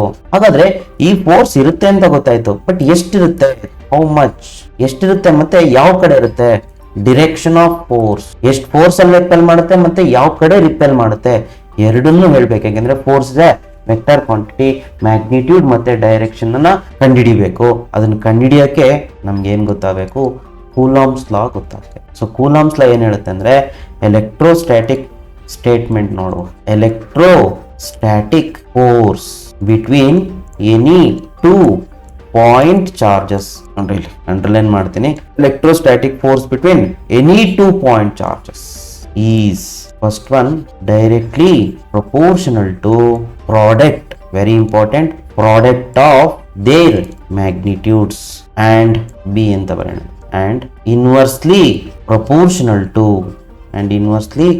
Proportional to and inversely proportional to square of the distance between them ಅಂತ ಹೇಳುತ್ತೆ. ಇದು ಮ್ಯಾಗ್ನಿಟ್ಯೂಡ್. ಇಲ್ಲಿ ಎಕ್ಸ್ಪ್ಲನೇಷನ್ ಬರಿತೀನಿ ನೋಡ್ರಿ, ಇನ್ನ ಕಂಪ್ಲೀಟ್ ಆಗಿಲ್ಲ ಅದು ಕೂಲಂಬ್ಸ್ ಲಾ. ನೀವು ಎಕ್ಸಾಮಲ್ಲಿ ಬರೀಬೇಕಾದ್ರು ಬಹಳ ಕೇರ್ಫುಲ್ ಆಗಿ ಬರೀರಿ. Electrostatic force between any two point charges. Sir ಏನಿದು ಪಾಯಿಂಟ್ ಚಾರ್ಜಸ್ ಅಂದ್ರೆ ಅದನ್ನ ಎಕ್ಸ್ಪ್ಲೈನ್ ಮಾಡ್ತೀನಿ ನೋಡ್ರಿ. ಪಾಯಿಂಟ್ ಚಾರ್ಜಸ್ ಅಂದ್ರೆ ಅವುಗಳ size of the charge is very small compare to distance between them ಅಂತ. ಇದನ್ನು ಬರೆಯೋಂಗಿಲ್ಲ, ಬಟ್ ನಿಮ್ಗೆ ಗೊತ್ತಿರಬೇಕು. Size distance between the charges compare ಮಾಡಿದ್ರೆ ತುಂಬಾ ಕಡಿಮೆ ಇದೆ ಅಂತದನ್ನ ಏನಂತ ಕರಿತೀವಿ? ಪಾಯಿಂಟ್ ಚಾರ್ಜಸ್ ಅಂತ ಕರಿತೀವಿ. ನೀವು ಬರೀಲೇಬೇಕು ಪಾಯಿಂಟ್ ಚಾರ್ಜಸ್ ಅಂತ. ಸೊ ಎರಡು ಪಾಯಿಂಟ್ ಚಾರ್ಜಸ್ ನ ತಗೊಳ್ಳಿ ಈ ತರ, Q1 ಇನ್ನೊಂದು Q2. ಎರಡು ಪಾಯಿಂಟ್ ಚಾರ್ಜಸ್ ತಗೊಂಡ್ರೆ ಹಾಗಾದ್ರೆ ಇದ್ರ ಮೇಲೆ ಫೋರ್ಸ್ ಇರಬೇಕು. ಅದು ಡಿಪೆಂಡ್ಸ್, ಅಟ್ರಾಕ್ಷನ್ ಇರುತ್ತೆ, ರಿಪಲ್ಷನ್ ಇರುತ್ತೆ. ಸೊ ನಾನೇನು ತಗೊಂಡಿಲ್ಲ ಅಲ್ಲಿ, ಜಸ್ಟ್ ಎರಡು ಚಾರ್ಜಸ್ ನ ತಗೊಂಡಿದ್ದೀನಿ. ಹಾಗಾದ್ರೆ ಇದ್ರ ಮೇಲೆ ಎರಡರ ಮಧ್ಯೆ ಫೋರ್ಸ್ ಎಷ್ಟಿರುತ್ತೆ? Force, electrostatic force is directly proportional to product of the magnitude of the charges. Suppose ಇಲ್ಲಿ ಪ್ಲಸ್ Q1 ಇದೆ ಅಂತ ಇಟ್ಕೊಳ್ಳೋಣ, ಇಲ್ಲಿ ಪ್ಲಸ್ Q2 ಇದೆ ಅಂತ ಇಟ್ಕೊಳ್ಳೋಣ. ಇವುಗಳ ಪ್ರಾಡಕ್ಟ್ ತಗೊಳ್ಬೇಕು, Q1 into Q2. Take care that ಇಲ್ಲಿ ಪ್ಲಸ್ ಮತ್ತೆ ಮೈನಸ್ ಇದ್ರೆ ಇಲ್ಲಿ ಬರ್ಕೊಳ್ಬಾರ್ದು. ಅದಕ್ಕೆ ಹೇಳ್ತಾರೆ ನೋಡ್ರಿ ಭಾಳ ಕೇರ್ಫುಲ್ ಆಗಿ, ಮ್ಯಾಗ್ನಿಟ್ಯೂಡ್ ಮಾತ್ರ ತಗೊಳ್ಬೇಕು. ನಿಮಗೆ ಗೊತ್ತಿದೆ plus plus indicates the polarity ತಗೊಳ್ಬಾರ್ದು, ಅದರ ವ್ಯಾಲ್ಯೂ ಮಾತ್ರ ತಗೊಳ್ಬೇಕು. So force, electrostatic force is directly proportional to product of the charges and inversely proportional to square of the distance between them. ಹಾಗಾದ್ರೆ ಇನ್ವರ್ಸ್ಲಿ ಪ್ರಪೋರ್ಷನಲ್ ಹೀಗೆ ಬರೆಯೋದಾ? Square of the distance between them, ಇವೆರಡರ ಮಧ್ಯೆ distance R ಅಂತ ಇಟ್ಕೊಳ್ಳೋಣ. Generally R ಇರುತ್ತೆ. Square of the distance is R square. This is only magnitude of the force. ಹಾಗಾದ್ರೆ ಒಂದು ಇನ್ನೊಂದ್ರ ಮೇಲೆ ಎಷ್ಟು ಫೋರ್ಸ್ ಅನ್ನ ಎಕ್ಸರ್ಟ್ ಮಾಡುತ್ತೆ ಅಂತ ಅಷ್ಟೇ. ಅದ್ರ ಜೊತೆಗೆ ಇನ್ನೇನು ಹೇಳ್ಬೇಕು? ಡೈರೆಕ್ಷನ್ ಹೇಳ್ಬೇಕು. Very very important. ಇದನ್ನ ಬಿಟ್ಬಿಡ್ತೀರ ನೀವು. ಅಂಡ್ ದಟ್ ಫೋರ್ಸ್ ಆಕ್ಟ್ಸ್ ಅಂದ್ರೆ ನೋಡ್ರಿ, ಇದೇನು ಹೇಳ್ತದೆ? ಡೈರೆಕ್ಷನ್ ಹೇಳ್ತದೆ. Acts along the line joining the two charges. ಆ ಫೋರ್ಸ್ ಯಾವ ಕಡೆ ಆಕ್ಟ್ ಮಾಡುತ್ತೆ? ಫೋರ್ಸ್ ಎಷ್ಟಿರುತ್ತೆ? ಇಷ್ಟಿರುತ್ತೆ. Direction along the line joining the two charges ಇರುತ್ತಂತೆ. ಅಂದ್ರರ್ಥ ಇವೆರಡು ಜಾಯಿನ್ ಮಾಡೋ ಲೈನ್ ಹೇಳ್ಕೊಳ್ಳಿ. This line joins the two charges. ಈ ಲೈನ್ ಮೇಲೆ ಈ ಫೋರ್ಸ್ ಆಕ್ಟ್ ಮಾಡುತ್ತಂತೆ. ಹೆಂಗೆ ಸರ್ ಅಂತ ಕೇಳಿದ್ರೆ ನೋಡ್ರಿ, Q1 ಏನ್ ಮಾಡುತ್ತೆ? Q2 ನ ರಿಪೆಲ್ ಮಾಡುತ್ತೆ. ಯಾವ ಕಡೆ ರಿಪೆಲ್ ಮಾಡುತ್ತೆ? ಈ ಲೈನ್ ಮೇಲೆ ರಿಪೆಲ್ ಮಾಡಬೇಕು. ಕೇರ್ಫುಲ್ ಆಗಿ ನೋಡ್ಕೊಳ್ಳಿ. This is the force on second charge due to first charge. Q2 ಏನ್ ಮಾಡುತ್ತೆ? ಸುಮ್ಮನೆ ಇರಲ್ಲ. Q1 ಏನ್ ಮಾಡುತ್ತೆ? ರಿಪೆಲ್ ಮಾಡುತ್ತೆ. Because they repel each other. ಹಾಗಾಗಿ Q1 Q2 ಅನ್ನೋದು Q1 ಅನ್ನ ಪುಷ್ ಮಾಡಬೇಕು. ಯಾವ ಕಡೆ ಪುಷ್ ಮಾಡುತ್ತೆ? ರಿಪೆಲ್ ಮಾಡುತ್ತೆ. ಆ ಲೈನ್ ಮೇಲೆ ರಿಪೆಲ್ ಮಾಡುತ್ತೆ. F force on first charge due to second charge. Direction. So ಇದೇನ್ ಹೇಳುತ್ತೆ? ಡೈರೆಕ್ಷನ್ ಹೇಳುತ್ತೆ. ಇದೇನ್ ಹೇಳುತ್ತೆ? ಮ್ಯಾಗ್ನಿಟ್ಯೂಡ್ ಪಾರ್ಟ್ ಹೇಳುತ್ತೆ. So we have completed the law. ಇಷ್ಟನ್ನ ಬರೀಬೇಕು. ನೆಕ್ಸ್ಟ್ ಇದರ ಕಂಟಿನ್ಯೂಯೇಷನ್ ಪಾರ್ಟ್ ನೋಡಿ, ಏನೇನು ಕಲಿಬಹುದು ಇದರಲ್ಲಿ.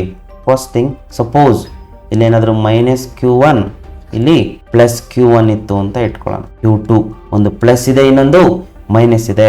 ಹಾಗಾದ್ರೆ ಇವೆರಡರ ಮಧ್ಯೆ ಫೋರ್ಸ್ ಡೈರೆಕ್ಷನ್ ಕಂಡುಹಿಡಿಯೋದಂಗೆ? ಸೊ ಮ್ಯಾಗ್ನಿಟ್ಯೂಡ್ ಇದೇ ರೀತಿ ಕಂಡುಹಿಡಿಯೋದು, product divided by distance square.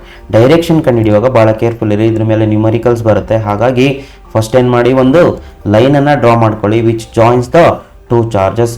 Minus ಇರೋದ್ರಿಂದ ಇವೆರಡರ ಮಧ್ಯೆ ಫೋರ್ಸ್ ಆಫ್ ಅಟ್ರಾಕ್ಷನ್ ಇರುತ್ತೆ. They attract each other. Q1 Q2 ನ ಅಟ್ರಾಕ್ಟ್ ಮಾಡುತ್ತೆ. ಅಂದ್ರೆ Q1 ಅನ್ನೋದು Q2 ನ ತನ್ನ ಕಡೆ ಹೇಳ್ಕೊಳ್ಳುತ್ತೆ. This is the force on second charge due to first charge. This the direction.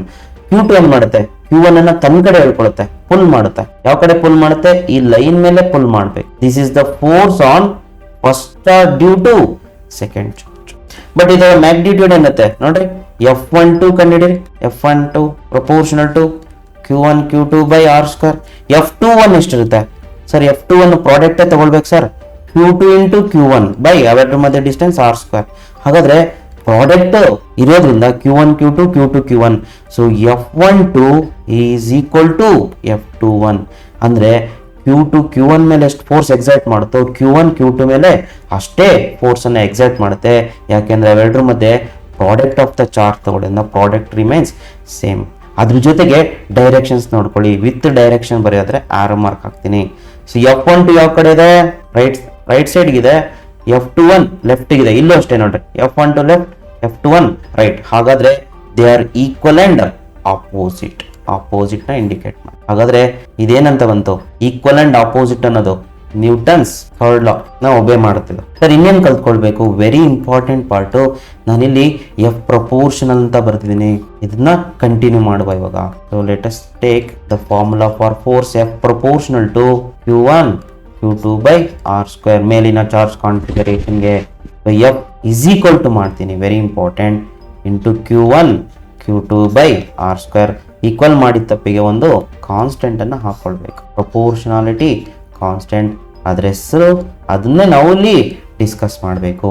K is constant. ಇದಕ್ಕೊಂದು ಹೆಸರು ಕೊಡೋಣ, ಏನಂತಂದ್ರೆ name of this constant is electrostatic force constant. The name of this constant is electrostatic force constant. ಇದಕ್ಕೆ ಇದ್ರದೇ ಆದ ಒಂದು value ಇದೆ, value of K. Value of K ಎಷ್ಟಿರುತ್ತೆ ಅನ್ನೋದು ನೋಡ್ರಿ, depends upon medium between the plates. Between the plates ಅಲ್ಲ, between the charges, sorry. ಈ ಎರಡು ಚಾರ್ಜಸ್ ಮಧ್ಯೆ ಯಾವ ಮೀಡಿಯಂ ಇದೆ ಅನ್ನೋದ್ರ ಮೇಲೆ ಕೆ ವ್ಯಾಲ್ಯೂ ಡಿಪೆಂಡ್ ಆಗುತ್ತೆ. ಹೇಗೆ sir, let us discuss the value of K here. If two charges are separated by air or vacuum, vacuum ಅಲ್ಲೂ ಫೋರ್ಸ್ ಎಕ್ಸರ್ಟ್ ಆಗುತ್ತೆ. ಅಂದ್ರೆ ಇದು Q1 ಇದು Q2, ಇವೆರಡರ ಮಧ್ಯೆ ಏರ್ ಅಥವಾ ವ್ಯಾಕ್ಯೂಮ್ ಇದೆ ಅಂತ ಇಟ್ಕೊಳ್ಳೋಣ. Medium surrounding the two charges ಅಂತಾನೆ ಹೇಳ್ತಾರೆ. ಅವಾಗ a value comes out to be 1/4πε0 ಅಂತ ಬರುತ್ತೆ. ಇಲ್ಲಿ ನೋಡ್ರಿ, ಮತ್ತೊಂದು ಕಾನ್ಸ್ಟೆಂಟ್ ಬಂತು, ಇದಕ್ಕೊಂದು ನೇಮ್ ಇದೆ, ಎಪ್ಸಲಾನಾಟ್ ಯಾವಾಗ ಬರುತ್ತೆ ಇಲ್ಲಿ ಡಿನಾಮಿನೇಟರ್ ಅಲ್ಲಿ, ಏರ್ ಅಥವಾ ವ್ಯಾಕ್ಯೂಮ್ ಇದ್ದಾಗ. ಇದನ್ನ ನಾವೇನಂತ ಕರಿತೀವಿ ಅಂದ್ರೆ ಪರ್ಮಿಟಿವಿಟಿ ಆಫ್ ಫ್ರೀ ಸ್ಪೇಸ್ ಅಂತ ಕರಿತೀವಿ. Permittivity of free space. Air medium ಇದ್ದಾಗ ಇದನ್ನ ಅಬ್ಸಲ್ಯೂಟ್ ಅಂತಾನು ಕರೀತಾರೆ, ಅಬ್ಸಲ್ಯೂಟ್ ಅಂತಾನು ಅಬ್ಸಲ್ಯೂಟ್. ಏರ್ ಮೀಡಿಯಂ ಇದ್ದಾಗ ಇದು ಕಾನ್ಸ್ಟೆಂಟ್ ಇರುತ್ತೆ. ಏರ್ ಅಥವಾ ವ್ಯಾಕ್ಯೂಮ್ ಇದ್ದಾಗ ಎಷ್ಟಿರುತ್ತೆ ಅಂದ್ರೆ 8.854 × 10⁻⁻12 farad per metre. Unit of epsilon naught ಕೇಳ್ತಾರೆ ಎಕ್ಸಾಮ್ ಅಲ್ಲಿ. ಫ್ಯಾರೆಡ್ ಪರ್ ಮೀಟರ್ ಆದ್ರೂ ಆಗ್ಬೋದು, ಅಥವಾ ಇನ್ನೊಂದು ರೀತಿ ಬರಿಬೋದು, ಎಪ್ಸಲಾನಾಟ್ ಈ ಕಡೆ ಹೋಯ್ತಂದ್ರೆ coulomb square per newton per metre square ಬೇಕಾದ್ರೂ ಆಗ್ಬೋದು ಎಪ್ಸಲಾನಾಟ್ ವ್ಯಾಲ್ಯೂ. ಇವಾಗ ಏನ್ ಮಾಡಿ ಗೊತ್ತಾ, go back to the value of K. ಏನಂತ ಬರಿಬೋದು ಇಲ್ಲಿ, 1/4π ಹಾಗೆ ಇರ್ಲಿ, ಎಪ್ಸಲಾನಾಟ್ ಜಾಗದಲ್ಲಿ ಏನಂತ ಸಬ್ಸ್ಟಿಟ್ಯೂಟ್ ಮಾಡೋದು, 8.854 ಸಬ್ಸ್ಟಿಟ್ಯೂಟ್ ಮಾಡಿದ್ರೆ ನಿಮ್ಗೆ ಎಷ್ಟು ಬರುತ್ತೆ ಗೊತ್ತಾ, ಕೆ ವ್ಯಾಲ್ಯೂ, ಕಾನ್ಸ್ಟೆಂಟ್ ವ್ಯಾಲ್ಯೂ ಇದೇ ಬೇಕಾಗಿದೆ ನಮ್ಗೆ, 9 × 10⁻⁹. So unit newton metre square per coulomb square ಬರುತ್ತೆ. ಸೊ ಹಾಗಾದ್ರೆ ನಮಗೆ ಕೆ ವ್ಯಾಲ್ಯೂ ಸಿಕ್ತು ಯಾವಾಗ, when two charges are separated by surrounded by air or vacuum. Next, what if the two charges are separated by some other medium? If two charges other than air or vacuum, charges are separated by other than air or vacuum. ಇಲ್ಲಿ particular ಆಗಿ ತಗೊಂಡ್ರೆ separated by dielectric medium ಅಂತಾನು ತಗೊಳ್ಬಹುದು. Dielectric medium ಅಂದ್ರೆ ಏನಂದ್ರೆ insulating medium ಅಂತ. Dielectric medium ನ ತಗೊಳ್ತೀವಿ, ನಿಮಗೆ ಗೊತ್ತಾಗುತ್ತೆ ಮುಂದೆ ಏನಾಗುತ್ತೆ ಅಂತ. ಇನ್ಸುಲೇಟಿಂಗ್ ಮೀಡಿಯಂ ಇಲ್ಲಿ ಬರೀತೀನಿ ನೋಡಿ, this is Q1 and this is Q2 and it is surrounded by some medium. ಇದ್ರ ಸುತ್ತ some other than air or vacuum. ಈಗ ಇದ್ರ ಸುತ್ತ ಏನಿದೆ, surrounded by some medium, some dielectric medium ಅಂದ್ರೆ ಡೈಎಲೆಕ್ಟ್ರಿಕ್ ಅಂದ್ರೆ ಇನ್ಸುಲೇಟಿಂಗ್ ಮೀಡಿಯಂ ಇದೆ ಅಂತ ಹೇಳ್ಕೊಳ್ಳೋಣ ಇವೆರಡರ ಮಧ್ಯೆ. ಹಾಗಾದ್ರೆ ಕೆ ವ್ಯಾಲ್ಯೂ ಇಲ್ಲಿ ಏನಾಗ್ಬಿಡುತ್ತೆ, ಚೇಂಜ್ ಆಗ್ಬಿಡುತ್ತೆ. ಕೆ ಇಲ್ಲೆಷ್ಟು ಬರ್ಕೊಂಡೆ, ಏರ್ ಇದ್ದಾಗ 1/4πε0 ಬರ್ಕೊಂಡೆ. ಇವಾಗ ಏನ್ ಬರ್ಬೇಕು, ಇದನ್ನ 1/4π ಹಾಗೆ ಇರುತ್ತೆ, ಎಪ್ಸಲಾನಾಟ್ ಜಾಗದಲ್ಲಿ ಎಪ್ಸಲಾನ್ ಬರೀಬೇಕು. ಫಾರ್ಮುಲಾ ಏನಾಗುತ್ತೆ, so before going to the formula, final formula, ಇದು ಎಪ್ಸಲಾನ್ ಅಂದ್ರೆ ಏನು ಸರ್, ಎಷ್ಟಿರುತ್ತೆ ಅದರ ವ್ಯಾಲ್ಯೂ ಅಂತ ಕೇಳಿದ್ರೆ ನೋಡಿ, ಇಲ್ಲಿ ಎಪ್ಸಲಾನ್ಗೆ ಅದರದೇ ಆದ ಹೆಸರಿದೆ, ಏನಂತ ಕರೀತಂದ್ರೆ permittivity of a given medium ಅಂತ ಕರೀತಾರೆ. Permittivity of a given medium. ಇದು ಯಾವ ಮೀಡಿಯಂ ಇದೆ ಅದಕ್ಕೆ ಅದರದೇ ಆದ ಎಪ್ಸಲಾನ್ ವ್ಯಾಲ್ಯೂ ಬರುತ್ತೆ. ಅವಾಗ ಚೇಂಜ್ ಆಗ್ತಿರುತ್ತೆ, ಮೀಡಿಯಂ ಚೇಂಜ್ ಆದಂಗೆ ಎಪ್ಸಲಾನ್ ಕೂಡ ಚೇಂಜ್ ಆಗ್ತಿರುತ್ತೆ. ಬಟ್ ಎಪ್ಸಲಾನಾಟ್ ಯಾವಾಗ, ಎಪ್ಸಲಾನಾಟ್ ಏರ್ ಮೀಡಿಯಂ ಇದ್ದಾಗ ಪರ್ಟಿಕ್ಯುಲರ್ ಆಗಿ ನಾವು ಈ ವ್ಯಾಲ್ಯೂನ ಯೂಸ್ ಮಾಡ್ತೀವಿ. ಎಪ್ಸಲಾನ್ ಇದು ಡಿಫ್ರೆಂಟ್ ಎಲೆಕ್ಟ್ರಿಕ್ ಮೀಡಿಯಂ ಮೇಲೆ ಡಿಪೆಂಡ್ ಆಗಿರುತ್ತೆ. ಡೈಎಲೆಕ್ಟ್ರಿಕ್ ಮೀಡಿಯಂ ಯಾವುದು ಸರ್ ಅಂತಂದ್ರೆ air is also dielectric medium. ಅದರದ್ದೇನು ಏರ್ ಅಂತಂದ್ರೆ ಗ್ಲಾಸು, ಪೇಪರು ಈ ತರ ಮೀಡಿಯಂ ಇದ್ದಾಗ ಅದಕ್ಕೆ ಅದರದೇ ಆದ ಎಪ್ಸಲಾನ್ ವ್ಯಾಲ್ಯೂ ಬರುತ್ತೆ. ಅದನ್ನು ಫೈಂಡ್ ಔಟ್ ಮಾಡುವ. ಇಲ್ಲಿ ಅದನ್ನು ಫೈಂಡ್ ಔಟ್ ಮಾಡೋಕ್ಕೆ ನಾವು ಇನ್ನೊಂದು ಕ್ವಾಂಟಿಟಿನ ಡಿಫೈನ್ ಮಾಡ್ಕೊಳ್ಬೇಕು, ಅದನ್ನ ಡಿಸ್ಕಸ್ ಮಾಡುವ. ಸೊ ಬಿಫೋರ್ ದಟ್ ಫೈನಲ್ ಫೋರ್ಸಿನ ಫಾರ್ಮುಲಾ ಬರೀವ. ಏರ್ ಮೀಡಿಯಂ ಇದ್ದಾಗ ಫೋರ್ಸಿನ ಫಾರ್ಮುಲಾ ಏನಾಗುತ್ತೆ, ಎಫ್ ಏರ್ ಅಂತಾನೆ ಬರ್ಕೊಳ್ವ. F air is equal to 1/4πε0 Q1 Q2 by R square. F force in the presence of medium other than air ಇದ್ದಾಗ ಏನಾಗುತ್ತೆ 1/4πε ಆಗುತ್ತೆ into Q1 Q2 by R square ಆಗುತ್ತೆ. Okay, so ಈ ಎರಡು formula ಹಾಗೆ ಬರೆದಿಟ್ಕೊಳ್ಳೋಣ. Next ವಾಪಸ್ ಇಲ್ಲಿಗೆ ಬರಬೇಕು. ಯಾಕೆ ಅಂತಂದ್ರೆ ನಮಗೆ ಎಪ್ಸಲಾನ್ ಹೇಗೆ ಕಂಡುಹಿಡಿಯೋದು ಅನ್ನೋದು ಇನ್ನೂ ಗೊತ್ತಾಗಿಲ್ಲ. ಎಪ್ಸಲಾನ್ ಹೇಗೆ ಕಂಡುಹಿಡಿಯೋದು ಅಂದ್ರೆ ನಾವು ಅದಕ್ಕೆ ಇನ್ನೊಂದು ಥರ್ಡ್ ಕ್ವಾಂಟಿಟಿ ಡಿಫೈನ್ ಮಾಡ್ಕೊಳ್ತೀವಿ. ಅದ್ರ ಹೆಸರೇ ರಿಲೇಟಿವ್ ಪರ್ಮಿಟಿವಿಟಿ. ರಿಲೇಟಿವ್ ಪರ್ಮಿಟಿವಿಟಿ ಅಥವಾ ಇದನ್ನ ಡೈ ಎಲೆಕ್ಟ್ರಿಕ್ ಕಾನ್ಸ್ಟೆಂಟ್ ಅಂತಾನು ಕರೀತಾರೆ. ಡೈಎಲೆಕ್ಟ್ರಿಕ್ ಕಾನ್ಸ್ಟೆಂಟ್ ಇದನ್ನ ಎರಡು ರೀತಿನ ರೆಪ್ರೆಸೆಂಟ್ ಮಾಡ್ತಾರೆ. Sometimes it is represented by epsilon R. Epsilon R indicates relative. ಅಥವಾ ಇದನ್ನ ಕೆ ಇಂದನೇ ರೆಪ್ರೆಸೆಂಟ್ ಮಾಡಿದ್ರೆ ಇಲ್ಲಿ ಕೆ ರೆಪ್ರೆಸೆಂಟ್ ಮಾಡೋಕ್ಕೋಲ್ಲ, ಯಾಕೆಂದ್ರೆ ಆಲ್ರೆಡಿ ಕೆ ತಗೊಂಡ್ಬಿಟ್ಟಿದ್ದೀನಿ ಇಲ್ಲಿ. ಸೊ ಎಪ್ಸಲಾನ್ ಆರ್ ಇರಲಿ ಸದ್ಯಕ್ಕೆ. ಸೊ ಎಪ್ಸಲಾನ್ ಆರ್ ಅಂದ್ರೆ ಏನ್ ಸರ್ ಹಾಗಾದ್ರೆ? How to define epsilon R? Epsilon R is actually ratio. Epsilon naught ಎರಡು ಕ್ವಾಂಟಿಟೀಸು ನೋಡ್ರಿ. ಇದಕ್ಕೂ ಯೂನಿಟ್ ಎಪ್ಸಲಾನ್ ಯೂನಿಟ್ ಬರುತ್ತೆ ನೋಡ್ರಿ. ಎಪ್ಸಲಾನ್ ಯೂನಿಟ್ ಏನು? Coulomb square per newton per metre square ಬರುತ್ತೆ. ಸೊ ಎಪ್ಸಲಾನ್ ತರನೇ ಎಪ್ಸಲಾನ್ ನಾಟ್ ಕೂಡ. ಬಟ್ ಎಪ್ಸಲಾನ್ ಆರ್ ಅನ್ನೋದು ರಿಲೇಟಿವ್ ಪರ್ಮಿಟಿವಿಟಿ. ಇದು ratio of epsilon by epsilon naught. ಅಂದ್ರೆ it is the ratio of two permittivities. Ratio of permittivity of a given medium to the permittivity of free space. So ಇವೆರಡು ರೇಷಿಯೋನೇ epsilon R. ಹಾಗಾದ್ರೆ ಈ ratio ಗೊತ್ತಾದ್ಮೇಲೆ ನಾವು epsilon ನ ಏನಂತ ಬರಿಬಹುದು? Epsilon R into epsilon naught ಅಂತ ಬರಿಬಹುದು. ಎಪ್ಸಲಾನ್ಗೆ ರೀರೈಟ್ ಮಾಡಿ. ಇದು ನಿಮ್ಗೆ ಗೊತ್ತಾಯ್ತಂದ್ರೆ ನಾವು go back to our formulas. Medium ಇದ್ದಾಗ, ಮೀಡಿಯಂ ಇಲ್ಲದೆ ಇದ್ದಾಗ. ಸೊ ಮೀಡಿಯಂ ಏರ್ ಮೀಡಿಯಂ ಇದ್ದಾಗ ಏನು ಸಮಸ್ಯೆ ಇಲ್ಲ. ಪರ್ಟಿಕ್ಯುಲರ್ ಮೀಡಿಯಂ ಇದ್ದಾಗ ಎಫ್ ಮೀಡಿಯಂ ಏನಂತ ಬರಿಬಹುದು ನೋಡ್ರಿ, 1/4π. ಎಪ್ಸಲಾನ್ ಏನಂತ ಬರಿಬಹುದು? ಇವಾಗ ತಾನೇ ನೋಡಿದ್ವಿ. ಎಪ್ಸಲಾನ್ ಏನಂತ ಬರಿಬಹುದು? Epsilon R into epsilon naught. ಹಾಗಾದ್ರೆ ರೀರೈಟ್ ಮಾಡಿ ಇದನ್ನ. Epsilon can be written as epsilon naught into epsilon R into ಉಳಿದಿದ್ದೇನು Q1 Q2 by R square. ಇಲ್ಲಿ ಅಬ್ಸರ್ವ್ ಮಾಡಿ, F medium is equal to ಈ 1/ಎಪ್ಸಲಾನ್ ಆರ್ ಅನ್ನ ಆಚೆ ತೆಗೆದಿಟ್ಕೊಳ್ಳಿ.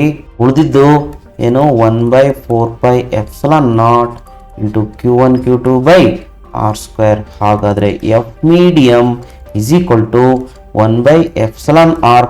ಇಷ್ಟನ್ನೇನಂತ ಬರಿಬಹುದು? 1/4πε ಇಟ್ಟಿದಾಗ can you write F in air? Yes, we can write. ಹಾಗಾದ್ರೆ ಎಪ್ಸಲಾನ್ ಆರ್ ಆ ಕಡೆ ಕಳಿಸಿ ಏನಂತ ಬರೀಬಹುದು ನೋಡ್ರಿ, F air by F medium cross multiply ಮಾಡಿ. So this is the another way of defining permittivity. ನೋಡ್ರಿ ಇಲ್ಲಿ ಪರ್ಮಿಟಿವಿಟಿನ ಹೀಗೂ ಡಿಫೈನ್ ಮಾಡ್ಬೋದು, ಹೀಗೂ ಡಿಫೈನ್ ಮಾಡ್ಬೋದು. ಈ ರೀತಿ ಡಿಫೈನ್ ಮಾಡೋದಾದ್ರೆ ಎಂತ ಮಾಡ್ಬೋದು? It is the ratio of force. ಹೌದಾನೆ? Ratio of force air by force medium. Force between any two point charges separated by air medium to the force between the same 2 point charges separated by a given medium, given dielectric medium. So epsilon r can also be written like this. ಈಗ ನಾವೇನ್ ಕಲ್ತ್ಕೊಳ್ಬೇಕಂದ್ರೆ, I hope ಇದು ಗೊತ್ತಾಗಿದೆ ಅನ್ಕೊಂಡಿದ್ದೇನೆ. Medium ಇಟ್ಟಾಗ air medium ಇತ್ತು, ಬೇರೆ medium ಇಟ್ಟಾಗ medium ಇರ್ತಕ್ಕಂಥ force ಜಾಸ್ತಿ ಆಗುತ್ತೋ ಕಡಿಮೆ ಆಗುತ್ತೋ ಚೆಕ್ ಮಾಡುವ. ಇಲ್ಲಿ ಎಫ್ ಮೀಡಿಯಂ ಬೇಕು ತಾನೆ ನಿಮ್ಗೆ. ಮೀಡಿಯಂ ಇದ್ದಾಗ force F medium is equal to ಏನಾಗುತ್ತೆ? F air by epsilon R. ಈ ಎಪ್ಸಲಾನ್ ಆರ್ ಅನ್ನೋದು ಯಾವಾಗ್ಲೂ ಪಾಸಿಟಿವ್ ವ್ಯಾಲ್ಯೂ ಇರುತ್ತೆ, ಗ್ರೇಟರ್ ದ್ಯಾನ್ 1 ಇರುತ್ತೆ. ಹಾಗಾಗಿ epsilon R F medium is equal to F air by epsilon R ಬಂದಾಗ, ಈ F air by epsilon R ಬಂದಾಗ ಇಲ್ಲಿ ಡಿನಾಮಿನೇಟರ್ ಜಾಸ್ತಿ ಆಯಿತು, ಅವಾಗ ನ್ಯೂಮರೇಟರ್ ಏನಾಗುತ್ತೆ? ಕಡಿಮೆ ಆಗುತ್ತೆ. It indicates that F air ಯಾವಾಗಲೂ ಮ್ಯಾಕ್ಸಿಮಮ್ ಇರುತ್ತೆ. ಮ್ಯಾಕ್ಸಿಮಮ್ ಫೋರ್ಸ್ ಎಕ್ಸರ್ಟ್ ಮಾಡೋದು ಎಲ್ಲಿ? ಏರ್ ಮೀಡಿಯಂ ಸರೌಂಡಿಂಗ್ ಇದ್ದಾಗ.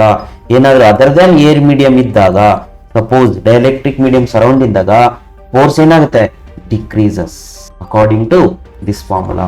So this is all about the force in a formula and direction.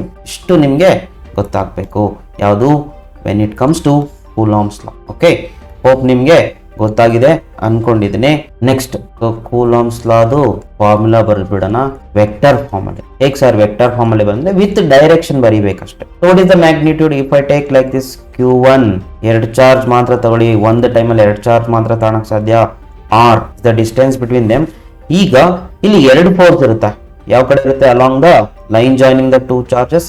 ಈಗ ಇದು ಪ್ಲಸ್ Q ಇತ್ತು ಅನ್ಕೊಳ್ಳಿ, ಇದು ಪ್ಲಸ್ Q ಇತ್ತು ಅನ್ಕೊಳ್ಳಿ. Q1 Q2 ನ ರಿಪೆಲ್ ಮಾಡುತ್ತೆ. ಯಾವ ಕಡೆ ರಿಪೆಲ್ ಮಾಡುತ್ತೆ? ಲೈನ್ ಮೇಲೆ ರಿಪೆಲ್ ಮಾಡುತ್ತೆ, ಈ ಕಡೆ. So this is the force on second charge due to first charge with direction ಬರೀಬೇಕು. ಸೊ ಮ್ಯಾಗ್ನಿಟ್ಯೂಡ್ ಹೆಂಗ್ ಬರೆಯೋದು? F21 ಇಸ್ ಈಕ್ವಲ್ ಟು ಏನು? K. Can write KR 1/4π0. A medium ಇದೆ ಅಂತ ಅಂಡರ್ಸ್ಟುಡ್. ಅದು 1/4π0 Q1 Q2/R² ಬರೀತೀರಾ. ಈಗ ವೆಕ್ಟರ್ ಫಾರ್ಮ್ ಅಲ್ಲಿ ಬರೆಯುವಾಗ ಬಹಳ ಸಿಂಪಲ್. F ವೆಕ್ಟರ್ ಬರ್ಕೊಳ್ಳಿ, ಈ ಕಡೆ ಡೈರೆಕ್ಷನ್, ಈ ಕಡೆನೂ ಡೈರೆಕ್ಷನ್ ಪಾರ್ಟ್ ಬರೀಬೇಕು. ನಾವು we are going to represent direction part by unit vector, that is R12 cap ಅಂತ ಬರೀತಾರೆ. R12 cap is a unit vector along F21 ಅಲ್ವಾ? 21 ಮಾಡ್ಕೊಳ್ಳಿ. Should be 21, this should be 21. So along 21 ಮಾಡ್ಕೊಳ್ಳಿ, ಇದನ್ನ 21 F21.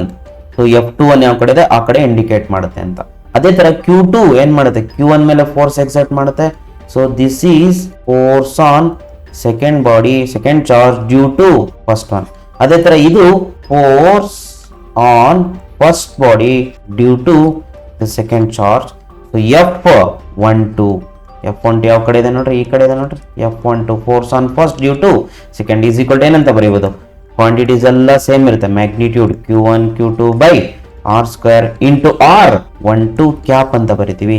Here R12 cap is a unit vector. Unit vector ಯಾವ ಕಡೆ ಇದೆ? Along F12 ಅಂತ ಬರೆದ್ರೆ ಸಾಕು ನಿಮ್ಗೆ. ಇದೇ ವೆಕ್ಟರ್ ಫಾರ್ಮ್ ಆಗುತ್ತೆ ಕೂಲಾಂಬ್ಸ್ ಲಾ. ಅದು ಎರಡು ಫೋರ್ಸಸ್ ಇರುತ್ತೆ, ಆದ್ರೆ ನಾವು ಮಲ್ಟಿಪಲ್ ಚಾರ್ಜಸ್ ಇದ್ದಾಗ ಯಾವ್ದಾದ್ರು ಒಂದ್ ಕಡೆ ಫೋರ್ಸ್ ಅನ್ನ ಕ್ಯಾಲ್ಕುಲೇಟ್ ಮಾಡ್ಕೊಳ್ತೀವಿ. ಬಟ್ ನಿಮ್ಗೆ ಡೈರೆಕ್ಷನ್ ಯಾವ ಕಡೆ ಇರುತ್ತೆ ಅಂತ ಗೊತ್ತಿರಲೇಬೇಕು.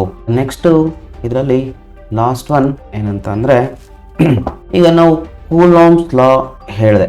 ಕೂಲಾಂಬ್ಸ್ ಲಾದಲ್ಲಿ force between any 2 point charge ಅಂತ ಹೇಳಿ, ಹೌದಲ್ಲ?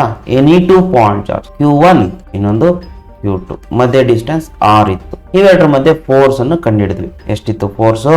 F is equal to magnitude of the force K into Q1 Q2/R² ಇತ್ತು. K depending upon the medium. Okay, ಇರ್ಲಿ ಬಿಡ್ರಿ. ಬಟ್ ಪ್ರಾಬ್ಲಮ್ ಏನಂದ್ರೆ ಇಲ್ಲಿ ನಂಬರ್ ಆಫ್ ಚಾರ್ಜಸ್ ಇದ್ದಾಗ ಏನ್ ಮಾಡೋದು? When you have n number of charges, ಅವಾಗ ಈ ಕೂಲಾಂಬ್ಸ್ ಲಾ ಅಪ್ಲೈ ಆಗುತ್ತಾ ಅಂತ ಕೇಳಿದ್ರೆ ಹೌದು, ನಾವೇನ್ ಮಾಡ್ಬೇಕು? ಇದೇ ಕೂಲಾಂಬ್ಸ್ ಲಾನೇ ಯೂಸ್ ಮಾಡಬೇಕು.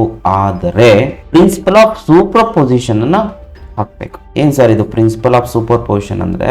Suppose there are n number of charges ಇದೆ ಅನ್ಕೊಳ್ಳಿ. For any charge due to, ನೋಡ್ರಿ, ಫೋರ್ಸ್ ಆನ್ ಎನಿ ಚಾರ್ಜ್, ಅವ್ರು ಕ್ಲಿಯರ್ ಆಗಿ ಹೇಳ್ತಾರೆ. Force on any charge due to the number of other charges is the vector sum of all the forces on that charge. Very important sentence ಇದು. Vector sum of all the forces on that charge due to the other charges taken one at a time.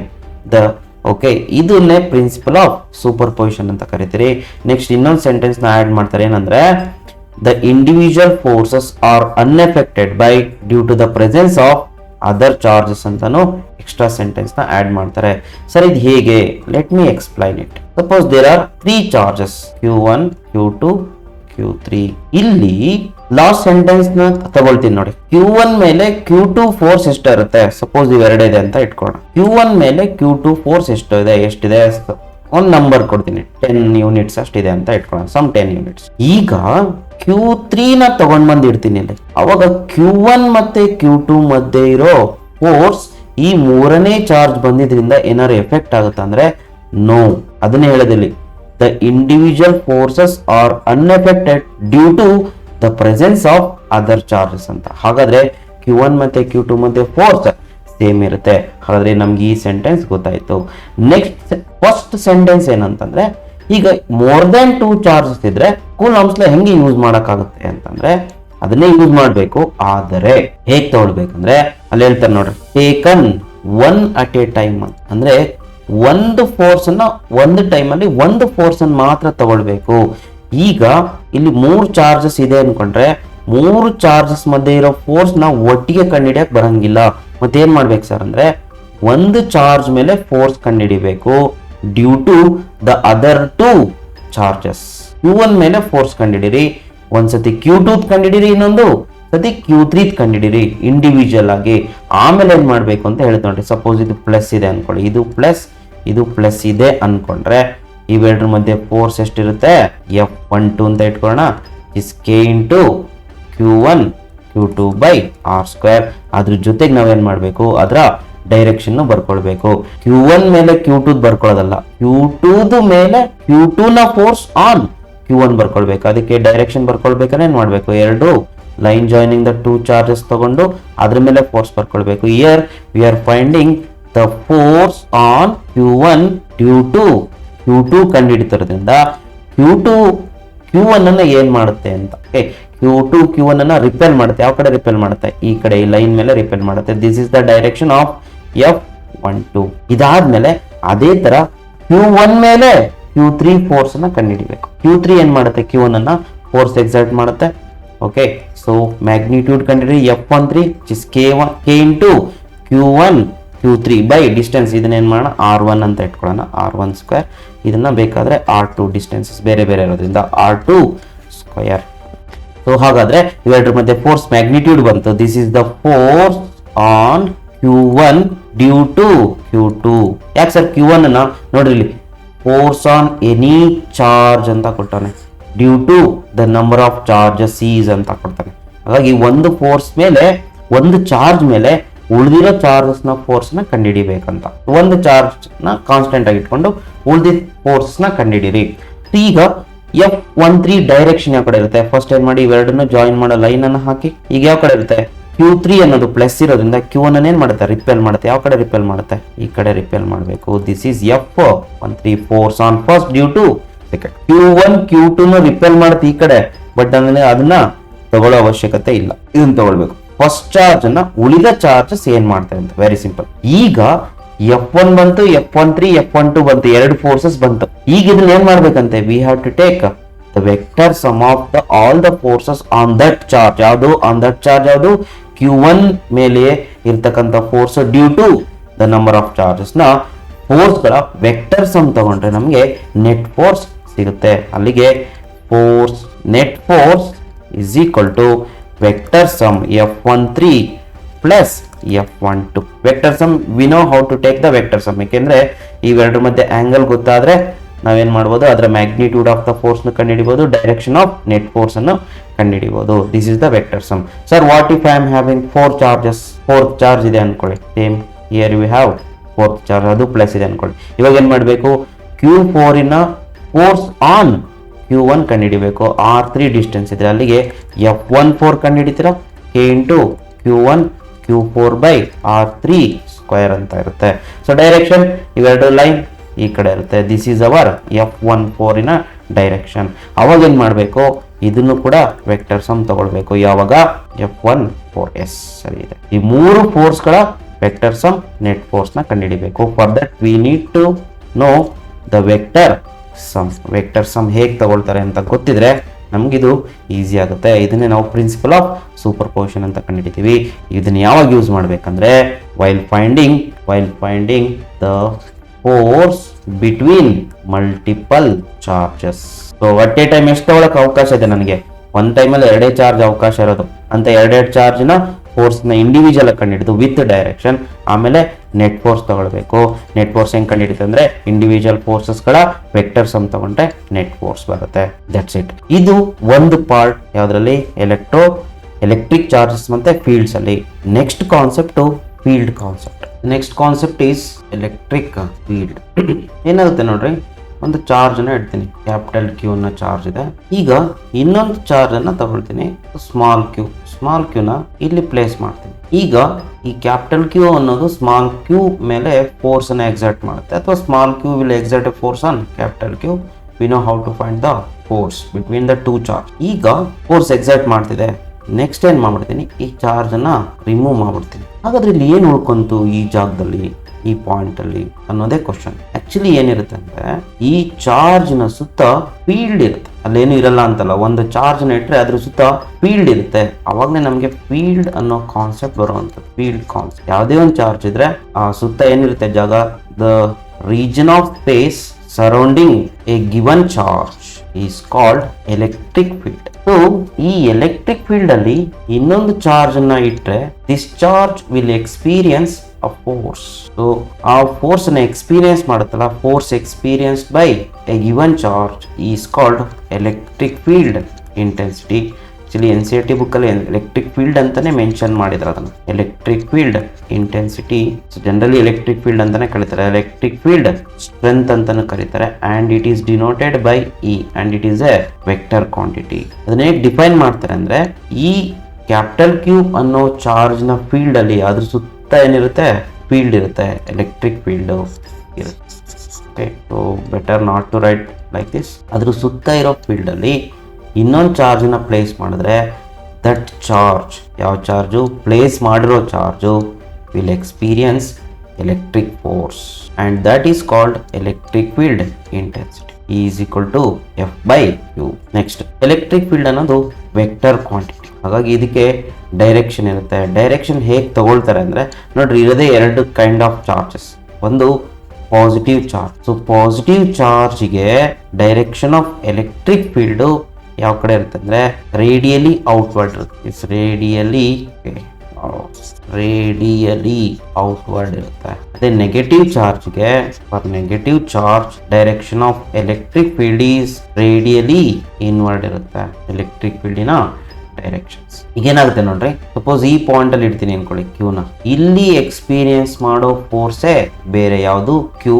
ಇಲ್ಲಿಟ್ಟಾಗ experience ಮಾಡೋ ಫೋರ್ಸೇ ದೂರ ತಗೊಂಡೋದಂಗೆ force experience by small q will be different. So ದೂರ ಹೋಗ್ತಾ ಹೋಗ್ತಾ force ಅದರ ಮೇಲೆ ಕಡಿಮೆ ಆಗ್ತಾ ಹೋಗುತ್ತೆ, ಹತ್ರ ಬಂದಂಗೆ ಜಾಸ್ತಿ ಆಗುತ್ತೆ. ಹಾಗಾದ್ರೆ at a given point what is the force experience by a given charge ಅನ್ನ ಕಂಡುಹಿಡಿಬೇಕು. For that let me take capital q, ಇದರ ಫೀಲ್ಡ್ ಅಲ್ಲಿ ಸ್ಮಾಲ್ ಕ್ಯೂನ ಪ್ಲೇಸ್ ಮಾಡ್ತೀನಿ. ಅವೆರಡರ ಮಧ್ಯೆ ಡಿಸ್ಟೆನ್ಸ್ ಏನಾದರೂ ಆರ್ ಇತ್ತಂದ್ರೆ ಅವಾಗ force between the two charges ಎಷ್ಟಾಗುತ್ತೆ, 1/4πε0 Q1 Q2 ಲೈಟ್ Q into Q divided by R square ಇರುತ್ತೆ. Now we need to find the force experience by small q. ಹಾಗಾದ್ರೆ ರೈಟ್ ಹ್ಯಾಂಡ್ ಸೈಡ್ ಅಲ್ಲೇ ನೋಡ್ಕೊಳ್ಳುತ್ತೆ 1/4πε0 Q/R ಸ್ಕ್ವೇರ್ ಹೇಳ್ಕೊಳ್ಳುತ್ತೆ. What is force experienced by the small q is given by E is equal to 1/4πε0 Q/R square, and this is the formula for electric field due to ಯಾವ charge, electric field due to capital Q. ಯಾವ್ದ್ರ field ಅಲ್ಲಿ ಇರ್ತೀವೋ ಅದ್ರದ್ದು electric field strength ಅನ್ನ ಕೊಡುತ್ತೆ. ಅದಕ್ಕೆ ನೋಡ್ರಿ ಇಲ್ಲಿ ಸ್ಮಾಲ್ ಕ್ಯೂ ಫಾರ್ಮುಲಾದಲ್ಲಿ ಬರೋದಿಲ್ಲ, ಯಾಕೆಂದ್ರೆ small Q goes to denominator. Force experienced by small q is 1/4πε0 into Q/R square, and this is the formula for a given point charge. Formula for electric field due to a given point charge. ಒಂದು charge ಇದ್ರೆ ಮತ್ತೆ ಇನ್ನೊಂದು ಕಡೆ ನೋಡೋದಾದ್ರೆ ಇದಕ್ಕೆ unit SI unit ಏನಂತ ಬರೀಬಹುದು. SI unit of electric field strength is force Newton divided by coulomb ಅಂತಾನು ಬರೀಬಹುದು, ಅಥವಾ ವೋಲ್ಟ್ ಪರ್ ಮೀಟರ್ ಅಂತಾನು ಬರೀಬಹುದು. ಇದು ನಿಮಗೆ ಮುಂದೆ ಗೊತ್ತಾಗುತ್ತೆ. Newton per coulomb or volt per metre is the SI unit of electric field intensity. Next, ಇಲ್ಲಿ ಒಂದು ಚಾರ್ಜ್ನ ಎಲೆಕ್ಟ್ರಿಕ್ ಫೀಲ್ಡ್ ಅನ್ನು ಕಂಡುಹಿಡಿದ್ವಿ. ನೆಕ್ಸ್ಟ್ ಒಂದು point charge. This is the formula for electric field due to a point charge. Point charge Q ಅಂದ್ರೆ electric field strength. Suppose if we have multiple charges ಏನ್ ಮಾಡಬೇಕು, so electric field at a point due to multiple charges. So ಅದಕ್ಕೆ ಏನು ಮಾಡಬೇಕಂದ್ರೆ let me write here. First charge configuration ಬರೆಯುವ, ಅದರದ್ದು electric field ಅನ್ನ ಹಿಡಿಯೋಣ like this. There are 3 charges ಅಂತ ಇಟ್ಕೊಳ್ಳೋಣ. ಸೊ ಇವುಗಳ ಎಲೆಕ್ಟ್ರಿಕ್ ಫೀಲ್ಡ್ ಅನ್ನ ಕಂಡುಹಿಡಿಯಬೇಕು. ಇಲ್ಲೆಲ್ಲ ಒಂದು point, let me take P. Distance ಎಷ್ಟೆಷ್ಟಿದೆ ಆ ಚಾರ್ಜ್ ಇಂದ, ಪಾಯಿಂಟ್ ಚಾರ್ಜ್ ಇಂದ ಪಾಯಿಂಟ್ P ಗೆ R1, ಸೆಕೆಂಡ್ ಚಾರ್ಜ್ ಇಂದ R2, ಥರ್ಡ್ ಚಾರ್ಜ್ ಇಂದ R3 ಇದೆ ಅಂತ ಇಟ್ಕೊಳ್ಳೋಣ. ಈಗೇನ್ ಮಾಡಬೇಕು, we have to apply the principle of superposition. Principle of superposition ಏನ್ ಹೇಳುತ್ತೆ, ಇಂಡಿವಿಜುವಲ್ ಎಲೆಕ್ಟ್ರಿಕ್ ಫೀಲ್ಡ್ ಅನ್ನ ಕಂಡುಹಿಡಿರಿ, ಅದ್ರದ್ದು ವೆಕ್ಟರ್ ಸಮ್ ತಗೊಳ್ಳಿ ಅಂತ ಹೇಳುತ್ತೆ. ಈಗ ಸಪೋಸ್ ಇದು ಪಾಸಿಟಿವ್ ಚಾರ್ಜ್ ಅಂತ ಇಟ್ಕೊಳ್ಳೋಣ ಹೀಗೆ. ಸೊ ಈಗ first one electric field, first one charge ಕಂಡುಹಿಡಿ. Electric field at P due to Q1 ಕಂಡುಹಿಡಿಯುವ. ಎಷ್ಟಿರುತ್ತೆ ಎಲೆಕ್ಟ್ರಿಕ್ ಫೀಲ್ಡ್ E1 ಅಂತ ಇಟ್ಕೊಳ್ಳೋಣ, 1/4πε0. ಯಾವ ಚಾರ್ಜ್ನ ಫೀಲ್ಡ್ ಕಂಡುಹಿಡಿತೀರಾ, ಡಿವೈಡೆಡ್ ಬೈ ಅಲ್ಲಿಂದ ಅಲ್ಲಿಗೆ ಎಷ್ಟು ಡಿಸ್ಟೆನ್ಸ್ ಇದೆ, R1 ಸ್ಕ್ವೇರ್. ಇದು ಯಾವ ಕಡೆ ಇದೆ ನೋಡ್ರಿ, ರೇಡಿಯಲಿ ಔಟ್ವರ್ಡ್ ಇರಬೇಕು, because it is a positive charge. ಅದೇ ಲೈನ್ ಮೇಲೆ ತಗೊಳ್ಬೇಕು. This the direction of E1. Next electric field at P due to the second charge Q2. E2 ಅಂತ ಬರ್ಕೊಳ್ಳೋಣ. ಫಾರ್ಮುಲಾ ಏನಾಗುತ್ತೆ, 1/4πε0 Q2 ಬೈ R2 ಸ್ಕ್ವೇರ್ ಆಗುತ್ತೆ. ಇದು magnitude ಆಯ್ತು. Direction radially outward ಇರುತ್ತೆ, ಅದೇ ಲೈನ್ ಮೇಲೆ E2 ಬರುತ್ತೆ ಲೈಕ್ ದಿಸ್.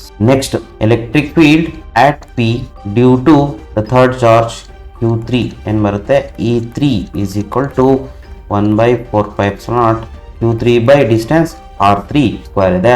ಸೊ ಡೈರೆಕ್ಷನ್ ಬೇಕಂದ್ರೆ ಏನು ಮಾಡೋಣ, ಅದೇ ಲೈನಲ್ಲಿ ರೇಡಿಯಲಿ ಔಟ್ವರ್ಡ್ ತಗೊಳ್ಬೇಕು, being a positive charge E3.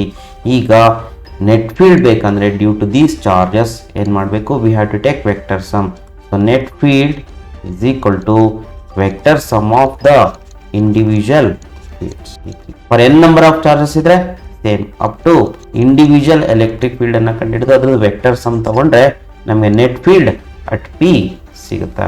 That's it. This is how we can find the electric field at a point due to multiple charges. Here I forgot to mention how to define electric field intensity. So electric field strength at a point. ಯಾವ point ಅಲ್ಲಿ electric field ಕಂಡುಹಿಡಿದ್ರೆ ಆ point ಅಲ್ಲಿ ಹೆಂಗ್ define ಮಾಡ್ತೀರಾ ಅಂದ್ರೆ, electric field at a point is defined as the force experienced by a test charge, you can say test charge when placed at that point. ಆ point ಅಲ್ಲಿ ಇಟ್ಟಾಗ ಅದು ಎಷ್ಟು ಫೋರ್ಸ್ ಅನ್ನು ಎಕ್ಸ್ಪೀರಿಯನ್ಸ್ ಮಾಡುತ್ತೆ ಅನ್ನೋದೇ ಎಲೆಕ್ಟ್ರಿಕ್ ಫೀಲ್ಡಿನ strength at that point by a given charge. ಇಲ್ಲಿ ಜನರಲಿ ಏನ್ ತಗೊಳ್ತಾರೆ ಅಂದ್ರೆ, ಕೆಲವೊಂದು ಕಲೆ ಏನ್ ಮಾಡಿದ್ದಾರೆ, ಈ ಚಾರ್ಜ್ ನ ಸೋರ್ಸ್ ಚಾರ್ಜ್ ಅಂತ ಕರೀತಾರೆ. ಸೋರ್ಸ್ ಚಾರ್ಜ್ ಇದನ್ನ ನಾವೇನ್ ಮಾಡ್ತೀವಿ, ಟೆಸ್ಟ್ ಚಾರ್ಜ್ ಅಂತ ತಗೊಳ್ತೀವಿ ಫಾರ್ ರೆಫರೆನ್ಸ್. ಹಾಗಾದ್ರೆ ಇಲ್ಲಿ ಏನಂತ ಡಿಫೈನ್ ಮಾಡ್ಬೋದು, ಕ್ಯೂ ನ ಫೀಲ್ಡ್ ಸ್ಟ್ರೆಂತ್ ಕಂಡುಹಿಡಿಬೇಕಂತೆ. ಕ್ಯೂ ನ ಫೀಲ್ಡ್ ಅಲ್ಲಿ ಟೆಸ್ಟ್ ಅಂದ್ರೆ ಸೋರ್ಸ್ ಚಾರ್ಜ್ ನ ಫೀಲ್ಡ್ ಅಲ್ಲಿ ಟೆಸ್ಟ್ ಚಾರ್ಜ್ ನ ಪ್ಲೇಸ್ ಮಾಡಬೇಕು. That test charge will experience A force. How much force experienced by test charge gives the electric field intensity at that point. But ಕೆಲವೊಂದು book ಅಲ್ಲಿ definition ಪರ್ಪಸ್ಗೆ ಏನ್ ಮಾಡಿದರೆ, ಈ test charge ನ 1 coulomb ಅಂತಾನು ತಗೊಂಡಿದ್ದಾರೆ. Force experienced by unit positive charge ಅಂತಾನು ತಗೊಳ್ತಾರೆ, ಯೂನಿಟ್ ಪಾಸಿಟಿವ್ ಚಾರ್ಜ್. ಯಾಕೆಂದ್ರೆ ಡೆಫಿನೇಷನ್ ಪರ್ಪಸ್ ಯಾವಾಗಲೂ 1 ಕೂಲಮ್ ಮಾಡ್ಕೊಳ್ತೀವಿ ನಾವು ಇಲ್ಲಿ. ಈಸ್ ಈಕ್ವಲ್ ಟು F/Q ಅನ್ನೋ ಫಾರ್ಮುಲಾದಲ್ಲಿ force experienced by unit positive charge. ಅವಾಗ ಏನಾಗುತ್ತೆ, is equal to numerical equal to F ಆಗುತ್ತೆ. Force experienced by a unit charge ಅಂತ ಹೇಳಿ, unit charge when placed at that point ಅಂತಾನು ಡಿಫೈನ್ ಮಾಡ್ಕೊಳ್ಬೋದು. Confuse ಆಗಬಾರ್ದು ಅಷ್ಟು, ಡಿಫ್ರೆಂಟ್ ವೇನಲ್ಲಿ ಡಿಫೈನ್ ಮಾಡ್ಕೊಳ್ತೀವಿ. ಸೊ ಇದು electric field at a point due to point charge. ಇದು ಜನರಲ್ ಫಾರ್ಮುಲಾ. ಇದು ಪರ್ಟಿಕ್ಯುಲರ್ಲಿ ಫಾರ್ ಪಾಯಿಂಟ್ ಚಾರ್ಜ್. ಇದು Q/R². ಇದು electric field due to multiple charges using the principle of superposition. Okay, next concept electric field lines. Electric field ಆದ್ಮೇಲೆ ಬರೋದು electric field lines. ನಾವು electric field ಅಲ್ಲಿ ಯಾವ ರೀತಿ imagine ಮಾಡ್ಕೊಳ್ಳೋದು ಆ ಫೀಲ್ಡ್ ಅನ್ನ, ಅಂದ್ರೆ ಏನಿರುತ್ತೆ, ಯಾವ ತರ ಡಿಫೈನ್ ಮಾಡ್ಕೊಳ್ಳೋದು ಫೀಲ್ಡ್ ಅನ್ನ ಅಂತಂದ್ರೆ, ಯೂಸಿಂಗ್ ಫೀಲ್ಡ್ ಲೈನ್ಸ್ ಹೇಗಿರುತ್ತೆ ಅಂತ ಹೇಳ್ತೀನಿ ನೋಡಿ. ಹೇಗೆ ಬರುತ್ತೆ, ಹೇಗೆ ಡ್ರಾ ಮಾಡ್ತಾರೆ. ಇಲ್ಲೊಂದು ಪಾಸಿಟಿವ್ ಚಾರ್ಜ್ ಇದೆ ಅಂತ ಇಟ್ಕೊಂಡು, ಸೊ ಈ ಪಾಸಿಟಿವ್ ಚಾರ್ಜ್ ಅಲ್ಲಿ ಏನ್ ಮಾಡಿ, ಇನ್ನೊಂದು ಯೂನಿಟ್ ಪಾಸಿಟಿವ್ ಇದ್ರ ಫೀಲ್ಡ್ ಅಲ್ಲಿ, ಇದೇ ಸೋರ್ಸ್, ಈಗ ಇಸ್ ದ ಸೋರ್ಸ್ ಚಾರ್ಜ್, ಇದ್ರ ಫೀಲ್ಡ್ ಅಲ್ಲಿ ಏನ್ ಮಾಡಿ, ಒಂದು ಯೂನಿಟ್ ಪಾಸಿಟಿವ್ ಚಾರ್ಜ್ ಅನ್ನ ಪ್ಲೇಸ್ ಮಾಡಿ, +1 coulomb, and this the test charge. ಈಗ ಈ ಟೆಸ್ಟ್ ಚಾರ್ಜ್, ಈ ಪಾಸಿಟಿವ್ ಚಾರ್ಜ್ ಈ ಟೆಸ್ಟ್ ಚಾರ್ಜ್ ಮೇಲೆ ಫೋರ್ಸ್ ಅನ್ನ ಹಾಕುತ್ತೆ. ಸೊ ಫೋರ್ಸ್ ಹಾಕ್ದಾಗ ಏನಾಗ್ಬೇಕು, ಅದು ರಿಪೆಲ್ ಆಗ್ಬೇಕು. ರಿಪೆಲ್ ಆದಾಗ ಯಾವ ಕಡೆ ರಿಪೆಲ್ ಆಗುತ್ತೆ ನೋಡ್ರಿ, ನೆಕ್ಸ್ಟ್ ಇಲ್ಲಿ ರಿಪೆಲ್ ಆಗುತ್ತೆ, ಇಲ್ಲಿಗೆ ಹೋಗ್ತದೆ, ನೆಕ್ಸ್ಟ್ ಇಲ್ಲಿಗೆ ಹೋಗ್ತದೆ, ನೆಕ್ಸ್ಟ್ ಇಲ್ಲಿಗೆ ಹೋಗ್ತದೆ, ನೆಕ್ಸ್ಟ್ ಇಲ್ಲಿಗೆ ಹೋಗ್ತದೆ, ನೆಕ್ಸ್ಟ್ ಇಲ್ಲಿಗೆ ಹೋಗ್ತದೆ. ಈ path traced by unit positive charge ಅನ್ನ ಏನ್ ಮಾಡ್ಕೊಳ್ಳಿ, ಜಾಯಿನ್ ಮಾಡಿ. ಅವಾಗ ನಮಗೆ ಸೊ ಡೈರೆಕ್ಷನ್ ಮಾರ್ಕ್ ಮಾಡ್ಕೊಳ್ಳಿ. ನಾವು this gives one electric field line. So suppose ಇಲ್ಲಿಟ್ರೆ ಯೂನಿಟ್ ಪಾಸಿಟಿವ್ ಚಾರ್ಜ್ನ ಅವಾಗ ಏನ್ ಮಾಡುತ್ತೆ, ಇದ್ರ ಮೇಲೆ ಫೋರ್ಸ್ ಹಾಕುತ್ತೆ. ಇದು ಯಾವ ಕಡೆ ಹೋಗುತ್ತೆ, ಈ ಕಡೆ ಹೋಗುತ್ತೆ. ಇಲ್ಲಿಟ್ರೆ ಈ ಪಾಯಿಂಟ್ ಅಲ್ಲಿ ಇಟ್ರೆ ಈ ಕಡೆ ಹೋಗುತ್ತೆ, ಈ ಪಾಯಿಂಟ್ ಅಲ್ಲಿ ಇಟ್ರೆ ಈ ಕಡೆ ಹೋಗುತ್ತೆ, ಈ ಕಡೆ ಹೋಗುತ್ತೆ, ಈ ಕಡೆ ಹೋಗುತ್ತೆ, ಈ ಕಡೆ ಹೋಗುತ್ತೆ, like this. And these are the different path traced by unit positive charge in different direction. So ಇದೇ electric field lines. Now we can define electric field. ಹೆಂಗೆ ಡಿಫೈನ್ ಮಾಡ್ತಿದ್ರೆ ಅದನ್ನ ಹೆಂಗೆ ಡ್ರಾ ಮಾಡಿದ್ರಿ ಆ ಥರ ಡಿಫೈನ್ ಮಾಡ್ತೀವಿ. ಹೆಂಗೆ ಡ್ರಾ ಮಾಡಿದ್ರಿ ಇದನ್ನ, it is the path traced by unit positive charge when placed in an electric field which gives electric field lines. ನೋಡ್ರಿ ಆಕ್ಚುಲಿ ಈ ತರ ಇರುತ್ತೆ. ರೇಡಿಯಲಿ ಔಟ್ವರ್ಡ್ ಅಂತ ಹೇಳಿದ್ರಲ್ಲ, this is along this direction, along this direction, along this direction. These are the path and these are the electric field lines for a positive charge. Suppose ಇಲ್ಲಿ ನಾವು negative charge ಇತ್ತು ಅನ್ಕೊಳ್ಳಿ, ಅವಾಗ ಇಲ್ಲಿ unit positive charge ನ place ಮಾಡಿದ್ರೆ ಅದೇನಾಗುತ್ತೆ, ಈ negative charge unit positive charge ಏನ್ ಮಾಡುತ್ತೆ, ಅಟ್ರಾಕ್ಟ್ ಮಾಡ್ಕೊಳ್ಳುತ್ತೆ. ಇಲ್ಲಿಟ್ರೆ ಈ ತರ attract ಮಾಡ್ಕೊಳ್ಳುತ್ತೆ. This is the path traced by unit positive charge when placed in the field of negative charge. So ಈ ತರ ಇರ್ತಾರೆ. ಅದಕ್ಕೆ ಎಲೆಕ್ಟ್ರಿಕ್ ಫೀಲ್ಡಿನ ಡೈರೆಕ್ಷನ್ನು ಟುವರ್ಡ್ಸ್ ನೆಗೆಟಿವ್ ಇರುತ್ತೆ, ಪಾಸಿಟಿವ್ ಇದ್ರೆ ಎಲೆಕ್ಟ್ರಿಕ್ ಫೀಲ್ಡಿನ ಡೈರೆಕ್ಷನ್ನು ದೂರಕ್ಕಿರುತ್ತೆ ಅಂತ ಹೇಳ್ತಾರೆ. ನೆಕ್ಸ್ಟ್ ನೋಡುವ ಏನಂತಂದ್ರೆ, ನೋಡ್ರಿ ಇಲ್ಲಿ Q ಗ್ರೇಟರ್ ದೆನ್ 0 ಅಂತ ಕೊಟ್ಟರೆ, ಅಥವಾ ಇದೇನಾಗಿರುತ್ತೆ ನೆಗೆಟಿವ್ ಚಾರ್ಜ್, ಸಾರಿ Q ಗ್ರೇಟರ್ ದೆನ್ 0 ಅಂತಂದ್ರೆ ಒಂದೇ, ಪಾಸಿಟಿವ್ ಚಾರ್ಜ್ ಅಂದ್ರೆ ಸಾರಿ ಇಟ್ ಈಸ್ ಪಾಸಿಟಿವ್ ಚಾರ್ಜ್. ನೋಡ್ರಿ ಫೀಲ್ಡ್ ಡೈರೆಕ್ಷನ್ನು ರೇಡಿಯಲಿ ಔಟ್ವರ್ಡ್ ಇರುತ್ತೆ. ಎಲೆಕ್ಟ್ರಿಕ್ ಫೀಲ್ಡ್ ಲೈನ್ಸ್ ಈ ತರ ಡ್ರಾ ಮಾಡಬೇಕು, ವಿತ್ ಆರೋ ಮಾರ್ಕ್ ಹಾಕಬೇಕು. ಅದೇ ನೆಗೆಟಿವ್ ಚಾರ್ಜ್ ಇದ್ರೆ ಅದನ್ನ ಯಾವ ರೀತಿ ಹೇಳ್ತಾರೆ, Q ಲೆಸ್ ದೆನ್ 0 ಅಂದ್ರೆ ಒಂದೇ, ನೆಗೆಟಿವ್ ಚಾರ್ಜ್ ಅಂದ್ರೆ ಒಂದೇ.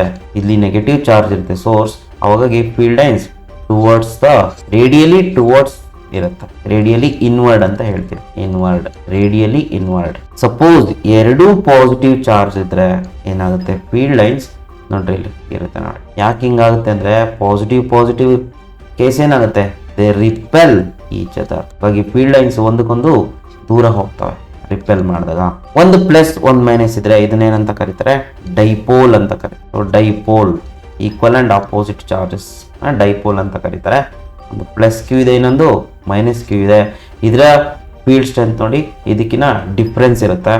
ಸೊ ಇಲ್ಲಿಂದ ಇಲ್ಲಿಗೆ ಹೋಗುತ್ತೆ, ಪಾಸಿಟಿವ್ ಟು ನೆಗೆಟಿವ್. ಸೊ ಈಗ ನಾವೇನ್ ಮಾಡ್ಬೇಕು, ಈ ಡಯಾಗ್ರಾಮ್ನ ಅರ್ಥ ಮಾಡ್ಕೊಳ್ಬೇಕಂದ್ರೆ ಇದ್ರದ್ದು ಜನರಲ್ ಪ್ರಾಪರ್ಟೀಸ್ನ ಕಲ್ತ್ಕೊಳ್ಬೇಕು. ಅವಾಗ ನಮ್ಗೆ ಈ ಡಯಾಗ್ರಾಮ್ ಅರ್ಥ ಆಗುತ್ತೆ. ಏನಂತಂದ್ರೆ first property of field line, ಇದನ್ನ ಎಕ್ಸಾಂಪಲ್ ಕೇಳ್ತಾರೆ, ಬಹಳ important. Properties, general properties of field lines ಅಲ್ಲಿರೋದೇ ಹಾಗೆ ಕಾಪಿ ಮಾಡ್ಕೊಂಡಿದ್ದೇನೆ. So first one, field lines starts from positive charges and ends at negative charges ಅಂತ ಹೇಳ್ತಾರೆ. ಅಂದ್ರೆ ಫೀಲ್ಡ್ ಲೈನ್ಸ್ ಪಾಸಿಟಿವ್ ಇದ್ರೆ ಅಲ್ಲಿಂದ ಏನಾಗುತ್ತೆ, ಹೊರಡುತ್ತೆ, ಅಲ್ಲಿಂದ ಸ್ಟಾರ್ಟ್ ಆಗುತ್ತೆ ಅಂತ ಹೇಳ್ತಾರೆ. ಇದು ನಮ್ಮ ರೆಫರೆನ್ಸ್. ಆಮೇಲೆ ಎಂಡ್ ಸೆಟ್ ನೆಗೆಟಿವ್ ಚಾರ್ಜ್, ಏನಾದ್ರೂ ಅದ್ರ ಪಕ್ಕ ನೆಗೆಟಿವ್ ಚಾರ್ಜ್ ಅನ್ನ ಇಟ್ರೆ ಅಲ್ಲೇನಾಗುತ್ತೆ, ಅಲ್ಲಿಂದ ಹೋಗಿ ಇಲ್ಲಿ ಸ್ಟಾರ್ಟ್ ಆಗುತ್ತೆ, ಇಲ್ಲಿ ಎಂಡ್ ಆಗುತ್ತೆ. ಅದೇನ್ ಕಲರ್ ಚೇಂಜ್ ಮಾಡಲ್ಲ, ಬಟ್ ನಾನು ತೋರಿಸ್ತಾ ಇರೋದಷ್ಟೇ. ಸೊ ಪಾಸಿಟಿವ್ ಇಂದ ಹೊರಡುತ್ತೆ, ಯಾಕೆಂದ್ರೆ ರೇಡಿಯಲಿ ಔಟ್ವರ್ಡ್ ಇರಬೇಕು ಪಾಸಿಟಿವ್ ಚಾರ್ಜ್ ಇದ್ರೆ, ನೆಗೆಟಿವ್ ಚಾರ್ಜ್ ರೇಡಿಯಲಿ ಇನ್ವರ್ಡ್ ಇರಬೇಕು. ನೋಡಿ ಇನ್ವರ್ಡ್ ಇದೆ. So starts from positive charge, ends at negative charge if there are positive and negative charges are there near. ಆಮೇಲೆ ಏನ್ ಹೇಳ್ತಾರೆ ನೋಡ್ರಿ, if there is a single charge they may start at and end at infinity ಅಂತ ಹೇಳ್ತಾರೆ. Very important point. ಇಲ್ಲಿ isolated charge ಇದ್ರೆ, ಬರೀ ಒಂದೇ ಒಂದು ಪಾಸಿಟಿವ್ ಚಾರ್ಜ್ ಇದ್ರೆ ಇಲ್ಲಿಂದ ಸ್ಟಾರ್ಟ್ ಆಗುತ್ತೆ, ಎಲ್ಲಿ ಎಂಡ್ ಆಗುತ್ತೆ ಅಂದ್ರೆ ಹಿಂಗೆ ಹೋಗ್ತಾ ಹೋಗ್ತಾ ಇನ್ಫಿನಿಟಿಯಲ್ಲಿ ಎಂಡ್ ಆಗುತ್ತೆ, ಇನ್ನೊಂದು ಚಾರ್ಜ್ ಇಲ್ಲದೆ ಹೋದ್ರೆ. ಅದೇ ತರ ಸಪೋಸ್ ಇಲ್ಲಿ ಒಂದೇ ಒಂದು ಐಸೋಲೇಟೆಡ್ ನೆಗೆಟಿವ್ ಚಾರ್ಜ್ ಇದ್ರೆ ಇನ್ಫಿನಿಟಿಯಲ್ಲಿ ಸ್ಟಾರ್ಟ್ ಆಗುತ್ತೆ, ಎಂಡ್ ಆಗೋದು ನೆಗೆಟಿವ್ ಚಾರ್ಜ್. ಸೊ ಅದೇ ಡಯಾಗ್ರಾಮ್ ಇಲ್ಲಿ ತೋರಿಸಿರೋದು ನಾವು. Here it has shown that it has started from positive charge and it will go to infinity. ಇಲ್ಲಿ ಇನ್ಫಿನಿಟಿ ಅಲ್ಲಿ ಸ್ಟಾರ್ಟ್ ಆಗಿದೆ, ಎಲ್ಲಿಗೆ ಬಂದು ಎಂಡ್ ಆಗಿದೆ, ಎಂಡ್ ಸೆಟ್ ಇನ್ಫಿನಿಟಿ. ಸಪೋಸ್ ಒಂದು ಪಾಸಿಟಿವ್ ಮತ್ತೆ ನೆಗೆಟಿವ್ ಇದ್ರೆ ಇಲ್ಲಿಂದ ಸ್ಟಾರ್ಟ್ ಆಗುತ್ತೆ, ಅಲ್ಲೇ ಎಂಡ್ ಆಗುತ್ತೆ. ಈ ಪ್ರಾಪರ್ಟಿ ನಿಮ್ಗೆ ಇಂಪಾರ್ಟೆಂಟ್ ಗೊತ್ತಿರಬೇಕು. ನೆಕ್ಸ್ಟ್ ಪ್ರಾಪರ್ಟಿ ಏನ್ ಹೇಳುತ್ತೆ, in the charge free region electric field lines can be taken as continuous curves without any breaks ಅಂತೆ. ಅಂದ್ರೆ ಒಂದೇ ಒಂದು ಚಾರ್ಜ್ ಇದ್ದಾಗ, ಐಸೋಲೇಟೆಡ್ ಚಾರ್ಜ್ ಇದ್ದಾಗ ಇದೇನಾಗುತ್ತೆ, ಕಂಟಿನ್ಯೂಸ್ ಆಗಿ ಮೂವ್ ಆಗ್ತಿರುತ್ತಂತೆ, ಎಲ್ಲೂ ಬ್ರೇಕ್ ಆಗಲ್ಲಂತೆ. ಎಲ್ಲಿ ಕಂಟಿನ್ಯೂಸ್ ಮೂವ್ ಆಗಿ ಎಲ್ಲಿಗೆ ಹೋಗುತ್ತೆ, it will go to infinity. ಅಥವಾ ಇನ್ಫಿನಿಟಿಯಲ್ಲಿ ಸ್ಟಾರ್ಟ್ ಆಗಿದ್ದು ಕಂಟಿನ್ಯೂಸ್ ಆಗಿ ಇರುತ್ತೆ, ಎಲ್ಲೂ ಬ್ರೇಕ್ ಇರಲ್ಲ, ಕಂಟಿನ್ಯೂಸ್ ಇರುತ್ತೆ, no breaks at all. Next property, two field lines can never cross each other. ಎರಡು ಫೀಲ್ಡ್ ಲೈನ್ಸ್ ಒಂದನ್ನೊಂದು ಕ್ರಾಸ್ ಮಾಡಲ್ಲ. ಇಲ್ಲ ಎಕ್ಸಾಂಪಲ್ ಬರೀತೀನಿ ನೋಡ್ರಿ, ಇಲ್ಲೊಂದು ಫೀಲ್ಡ್ ಲೈನ್ಸ್ ಹೊರಡ್ತಿಲ್ಲಿಂದ ಹೊರಡಬೇಕು, ಇದು ಹೀಗೆ ಹೋಗ್ತಾ ಇರುತ್ತೆ, ಬಟ್ ಹೀಗೆ ಹೋಗಲ್ಲ ಅಂತ ಹೇಳಿ ನೋಡ್ರಿ ಇಲ್ಲಿ. This is the point of intersection. ಇದು ಇರಕ್ಕೆ ಸಾಧ್ಯ ಇಲ್ಲ. They never intersect. Point of intersection ಇರಕ್ಕೆ ಸಾಧ್ಯ ಇಲ್ಲ. ಹಾಗಾಗಿ ಫೀಲ್ಡ್ ಲೈನ್ಸ್ ಹಿಂಗೆ ಬರಿಬಾರ್ದು, ಈ ತರ ಬರಿಬಾರ್ದು. ಈ ತರ ಇಂಟರ್ಸೆಕ್ಷನ್ ಪಾಯಿಂಟ್ ಇರಕ್ಕೆ ಸಾಧ್ಯ ಇಲ್ಲ, ಒಂದನ್ನೊಂದು ಕ್ರಾಸ್ ಮಾಡಲ್ಲ ಅವು. ಕ್ರಾಸ್ ಆದ್ರೆ ಏನಾಗುತ್ತೆ ಅಂತಂದ್ರೆ, if they did at the point of intersection unit positive charge will have to move in both the direction. ಅಂದ್ರೆ ಇಲ್ಲಿ ನಾನು ಡೆಫಿನೇಷನ್ ಹೇಳ್ಬೇಕಾದ್ರೆ ಹೇಳಿದೆ, ಎಲೆಕ್ಟ್ರಿಕ್ ಫೀಲ್ಡ್ ಲೈನ್ಸ್ ಸ್ಟಾರ್ಟಿಂಗ್ ಅಲ್ಲಿ ಇಲ್ಲಿ ಯೂನಿಟ್ ಪಾಸಿಟಿವ್ ಚಾರ್ಜ್ ಇಟ್ರೆ ಇದೇನಾಗುತ್ತೆ, ಅದಕ್ಕೆ ಅದ್ರದ್ದು ಯೂನಿಕ್ ಡೈರೆಕ್ಷನ್ ಇರುತ್ತೆ, ಅದು ಇಲ್ಲೇ ಹೋಗ್ತಾ ಇರುತ್ತೆ. ಸಪೋಸ್ ಏನಾದ್ರು ಇನ್ನೊಂದು ಫೀಲ್ಡ್ ಲೈನ್ಸ್ನ ಇಲ್ಲಿ ಕ್ರಾಸ್ ಮಾಡಿದೆ ಅನ್ಕೊಳ್ಳಿ, ಈಗ ಬಂದಿದ್ದ ಫೀಲ್ಡ್ ಲೈನು ಹಿಂಗೆ ಕ್ರಾಸ್ ಆಗಿದೆ ಅನ್ಕೊಳ್ಳಿ, at the point of intersection +1 coulomb ಯಾವ ಕಡೆ ಹೋಗುತ್ತೆ, ಇಲ್ಲ ಈ ಕಡೆ ಹೋಗ್ಬೇಕಿಲ್ಲ ಈ ಕಡೆ ಹೋಗ್ಬೇಕು. At the point of intersection ಎರಡು ಕಡೆನೂ ಹೋಗುತ್ತೆ, ಅದು ಸಾಧ್ಯ ಇಲ್ಲ. ಅಂದ್ರೆ ಈ ಪಾಯಿಂಟ್ ಆಫ್ ಇಂಟರ್ಸೆಕ್ಷನ್ ಏನ್ ಹೇಳುತ್ತೆ, ಯೂನಿಟ್ ಪಾಸಿಟಿವ್ ಚಾರ್ಜ್ ಹಿಂಗ್ ಹೋಗಿದೆ ಹಿಂಗ್ ಹೋಗಿದೆ. ಏನಾದ್ರೂ ಯೂನಿಟ್ ಪಾಸಿಟಿವ್ ಚಾರ್ಜ್ನ ಇಲ್ಲಿಟ್ರೆ ಅದು ಎರಡು ಕಡೆನೂ ಹೋಗುವ ಸಾಧ್ಯತೆ ಇರುತ್ತೆ. ಸೊ ಎರಡು ಕಡೆನೂ ಯಾವುದೇ ಕಾರಣಕ್ಕೂ ಯೂನಿಟ್ ಪಾಸಿಟಿವ್ ಚಾರ್ಜ್ ಹೋಗಲ್ಲ. ಹಾಗಾಗಿ point of intersection is not possible ಅಂತ ಹೇಳ್ತಾರೆ. Next property, fourth one, electrostatic field lines do not form any close loop. Very important property. Close loop ಅಂದ್ರೆ ನೋಡ್ರಿ ಇದೇ ಪ್ರಾಪರ್ಟಿನೇ, ಅದಕ್ಕೆ ಅವರು ದೇ ಎಂಡ್ ಅಟ್ ಇನ್ಫಿನಿಟಿ ಅಂತ ಹೇಳ್ತಾರೆ. ಅಂದ್ರೆ ಹಿಂಗ್ ಹೊರಟಿದ್ದು ಸ್ಟಾರ್ಟ್ ಆಗಿದ್ದು ಇಲ್ಲಿ ಸಪೋಸ್ ನೆಗೆಟಿವ್ ಚಾರ್ಜ್ ಇದ್ರೆ ಅಲ್ಲಿ ಎಂಡ್ ಆಗುತ್ತೆ. ಸಪೋಸ್ ನೆಗೆಟಿವ್ ಚಾರ್ಜ್ ಇಲ್ಲ ಅಂದ್ರೆ ಇನ್ಫಿನಿಟಿಯಲ್ಲಿ ಹೋಗುತ್ತೆ, ಬಟ್ ವಾಪಸ್ ಬರಲ್ಲ. ನೆಗೆಟಿವ್ ಚಾರ್ಜ್ ಇಂದ ಹೊರಡೋದಷ್ಟೇ ಕೆಲಸ, ನೆಗೆಟಿವ್ ಚಾರ್ಜ್ಗೆ ವಾಪಸ್ ಬರಲ್ಲ. ಅದರ್ಥ ಇಂಡೈರೆಕ್ಟ್ಲಿ ಇದೇನಾಗಿದೆ, ಕ್ಲೋಸ್ ಲೂಪ್ ಫಾರ್ಮ್ ಆಗಿದೆ. ಅಂದ್ರೆ ಕ್ಲೋಸ್ ಲೂಪ್ ಫಾರ್ಮ್ ಆಗಬಾರ್ದು. ಅದರರ್ಥ ಪಾಸಿಟಿವ್ ಇಂದ ಹೊರಟಿದ್ದು ಪಾಸಿಟಿವ್ಗೆ ರಿಟರ್ನ್ ಆಗಲ್ಲ field line. So this is wrong. Nothing but they never form close loop. So this follows the conservation of nature of electric field. ಅದನ್ನ next chapter ಅಲ್ಲಿ ಡಿಸ್ಕಸ್ ಮಾಡ್ತಾರೆ. ಈ 4 ಪ್ರಾಪರ್ಟೀಸ್ ನ ಬರೀಬೇಕಾಗ್ತದೆ ನೀವು. Okay, so after electric field lines next ಕಲ್ತ್ಕೊಳ್ಬೇಕಾಗಿರೋ concept, ಎಷ್ಟು field lines ಇದೆ, how many field lines are there, ಅದನ್ನೇ ಎಲೆಕ್ಟ್ರಿಕ್ ಫ್ಲಕ್ಸ್ ಅಂತ ಕರೀತಾರೆ. And it is denoted by how many field lines are there. So count ಮಾಡೋಕ್ಕಾಗುತ್ತಾ? Definitely count ಮಾಡೋಕ್ಕೆ ಸಾಧ್ಯ ಇಲ್ಲ. ಅದನ್ನ ಫೈಂಡ್ ಔಟ್ ಮಾಡ್ಬೋದು ಯೂಸಿಂಗ್ ದ ಫಾರ್ಮುಲಾ. ನಾವು we need to learn about electric flux. Electric flux ಕಂಡುಹಿಡಿಬೇಕು ಅಥವಾ ಎಲೆಕ್ಟ್ರಿಕ್ ಫ್ಲಕ್ಸ್ ಕೌಂಟ್ ಮಾಡಬೇಕಂದ್ರೆ ನಾವೇನು ಮಾಡಬೇಕು, ಕೆಲವೊಂದು ಬೇಸಿಕ್ನ ಅರ್ಥ ಮಾಡ್ಕೊಳ್ಬೇಕು. ಏನಂದರೆ first thing, area vector. Area ನಿಮ್ಮ NCERT ಬುಕ್ಕಲ್ಲಿ ಎಸ್ ಅಂತ ಕೊಟ್ಟಿದ್ದಾನೆ, ಎ ಅಂತ ಬೇಕಾದರೂ ತಗೊಳ್ಬೋದು. Let me take area is a vector quantity here. ಅದಕ್ಕೆ ಡೈರೆಕ್ಷನ್ ಇರುತ್ತೆ. ಸರ್ ಹೇಗೆ ಸರ್? ನಾನೇನ್ ಮಾಡ್ತೀನಿ, ಒಂದು ಪ್ಲೇನಾರ್ ಏರಿಯಾ ತಗೊಳ್ತೀನಿ ನೋಡಿ, ಈ ತರ ತಗೊಳ್ತೀನಿ. This is some planar area. ಇದಕ್ಕೆ ಮ್ಯಾಗ್ನಿಟ್ಯೂಡ್ ಇರುತ್ತೆ, length into breadth. Okay, but ಇದಕ್ಕೆ ಡೈರೆಕ್ಷನ್ ಬರ್ಕೊಳ್ಬೇಕು. ಡೈರೆಕ್ಷನ್ ಹೇಗ್ ಬರ್ಕೊಳ್ಳೋದಂದ್ರೆ, ಈ ಏರಿಯಾಗೆ ನಾವು ಒಂದು ನಾರ್ಮಲ್ ಅನ್ನ ಡ್ರಾ ಮಾಡ್ಬೇಕು. And this is denoted by n cap. ಇದನ್ನ ನಾರ್ಮಲ್ ವೆಕ್ಟರ್ ಅಂತ ಕರೀತಾರೆ. And it is a unit vector. It does not affect the area. Suppose ಇದರ area length into breadth a ಇದೆ ಅಂತ ಇಟ್ಕೊಳ್ಳೋಣ.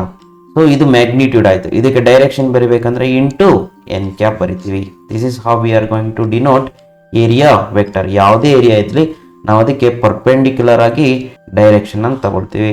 ಫಾರ್ ಎಕ್ಸಾಂಪಲ್, ಏರಿಯಾ ಈ ತರ ಇದ್ರೆ ಇದಕ್ಕೆ this is the area vector. Sir ಇದು ಪ್ಲೇನಾರ್ ತಗೊಂಡ್ರೆ, ಸಪೋಸ್ ಕರ್ವೆಡ್ ಇದ್ರೆ, ಈ ತರ ಇದ್ರೆ, ಪ್ಲೇನ್ ಇಲ್ದೆ ಹೋದ್ರೆ ನಾವ್ ಹೆಂಗ್ ತಗೊಳ್ಳೋದು ಕೇಳಿದ್ರೆ, ಸ್ವಲ್ಪ ನೀಟಾಗಿ ಬರೆಯುವ. ಈಗೇನ್ ಮಾಡ್ಬೇಕಂದ್ರೆ, ಇಲ್ಲಿ ಸಣ್ಣ ಸಣ್ಣ ಏರಿಯಾಗಳನ್ನ ಡಿವೈಡ್ ಮಾಡ್ಕೊಳ್ಬೇಕು. ಇದಕ್ಕೆ n ಕ್ಯಾಪ್ ಅನ್ನ ಬರ್ಕೊಳ್ಬೇಕು. ಸೊ ಟೋಟಲ್ ಏರಿಯಾ ಏನಾದ್ರೂ ಎ ಇತ್ತು ಇದ್ರದ್ದು, ಇದು area, small area is DA. So DA into n cap, ಒಂದು ಸ್ಮಾಲ್ ಏರಿಯಾ ಆಯ್ತು. ಆಮೇಲೆ ಇದೊಂದು small area, so that it looks like plane. ಇದಕ್ಕೆ ಏರಿಯಾ ವೆಕ್ಟರ್ n ಕ್ಯಾಪ್. ಇದು DA1 ಅಂತ ಇಟ್ಕೊಳ್ಳಿ, DA2. So DA1 n cap, DA2 n cap. ಈ ತರ small area, so that it should looks like plane. ತರ ಸ್ಮಾಲ್ ಏರಿಯಾ ಡಿವೈಡ್ ಮಾಡ್ಕೊಳ್ಬೇಕು. DA3 into n cap. ಆಮೇಲೆ ಏನ್ ಮಾಡ್ಬೇಕು, ಇವನ್ನೆಲ್ಲ ಆಡ್ ಮಾಡ್ಬೇಕಾ. If suppose we have curved surface, ಹಾಗಾದ್ರೆ ನಮ್ಗೆ ಏರಿಯಾ ವೆಕ್ಟರ್ ಹೇಗೆ ಅನ್ನೋದು ಗೊತ್ತಾಯ್ತು. ನೆಕ್ಸ್ಟ್ ಎಲೆಕ್ಟ್ರಿಕ್ ಫ್ಲಕ್ಸ್ ತಗೊಳ್ಳುವ. ಯಾಕೆ ಏರಿಯಾ ಹೇಳಿದೆ ಅಂತ ಇಲ್ಲಿ ಗೊತ್ತಾಗ್ತದೆ. ಎಲೆಕ್ಟ್ರಿಕ್ ಫ್ಲಕ್ಸ್ ನೋಡ್ರಿ, ಇಲ್ಲಿ ಯಾವ್ದೋ ಸಮ್ ಸೋರ್ಸ್ ಚಾರ್ಜ್ ಇದೆ, ಅದರಿಂದ ಎಲೆಕ್ಟ್ರಿಕ್ ಫೀಲ್ಡ್ ಬರ್ತಾ ಇದೆ ಅಂತ ಇಟ್ಕೊಳ್ಳೋಣ. Like this, these are the electric field lines. ಈ ತರ ಬರ್ಕೊಂಡಿದ್ದನ್ನ ಯೂನಿಫಾರ್ಮ್ ಎಲೆಕ್ಟ್ರಿಕ್ ಫೀಲ್ಡ್ ಅಂತ ಕರೀತಾರೆ. ಈ ಎಲೆಕ್ಟ್ರಿಕ್ ಫೀಲ್ಡ್ ಲೈನ್ಸ್ ಎಷ್ಟಿದೆ ಅನ್ನೋದನ್ನ ಕಂಡುಹಿಡಿಬೇಕಂದ್ರೆ ಒಂದು ಪರ್ಟಿಕ್ಯುಲರ್ ಏರಿಯಾ ತಗೊಳ್ಬೇಕು. Let me take this is the area which is normal to the surface, normal to the field lines.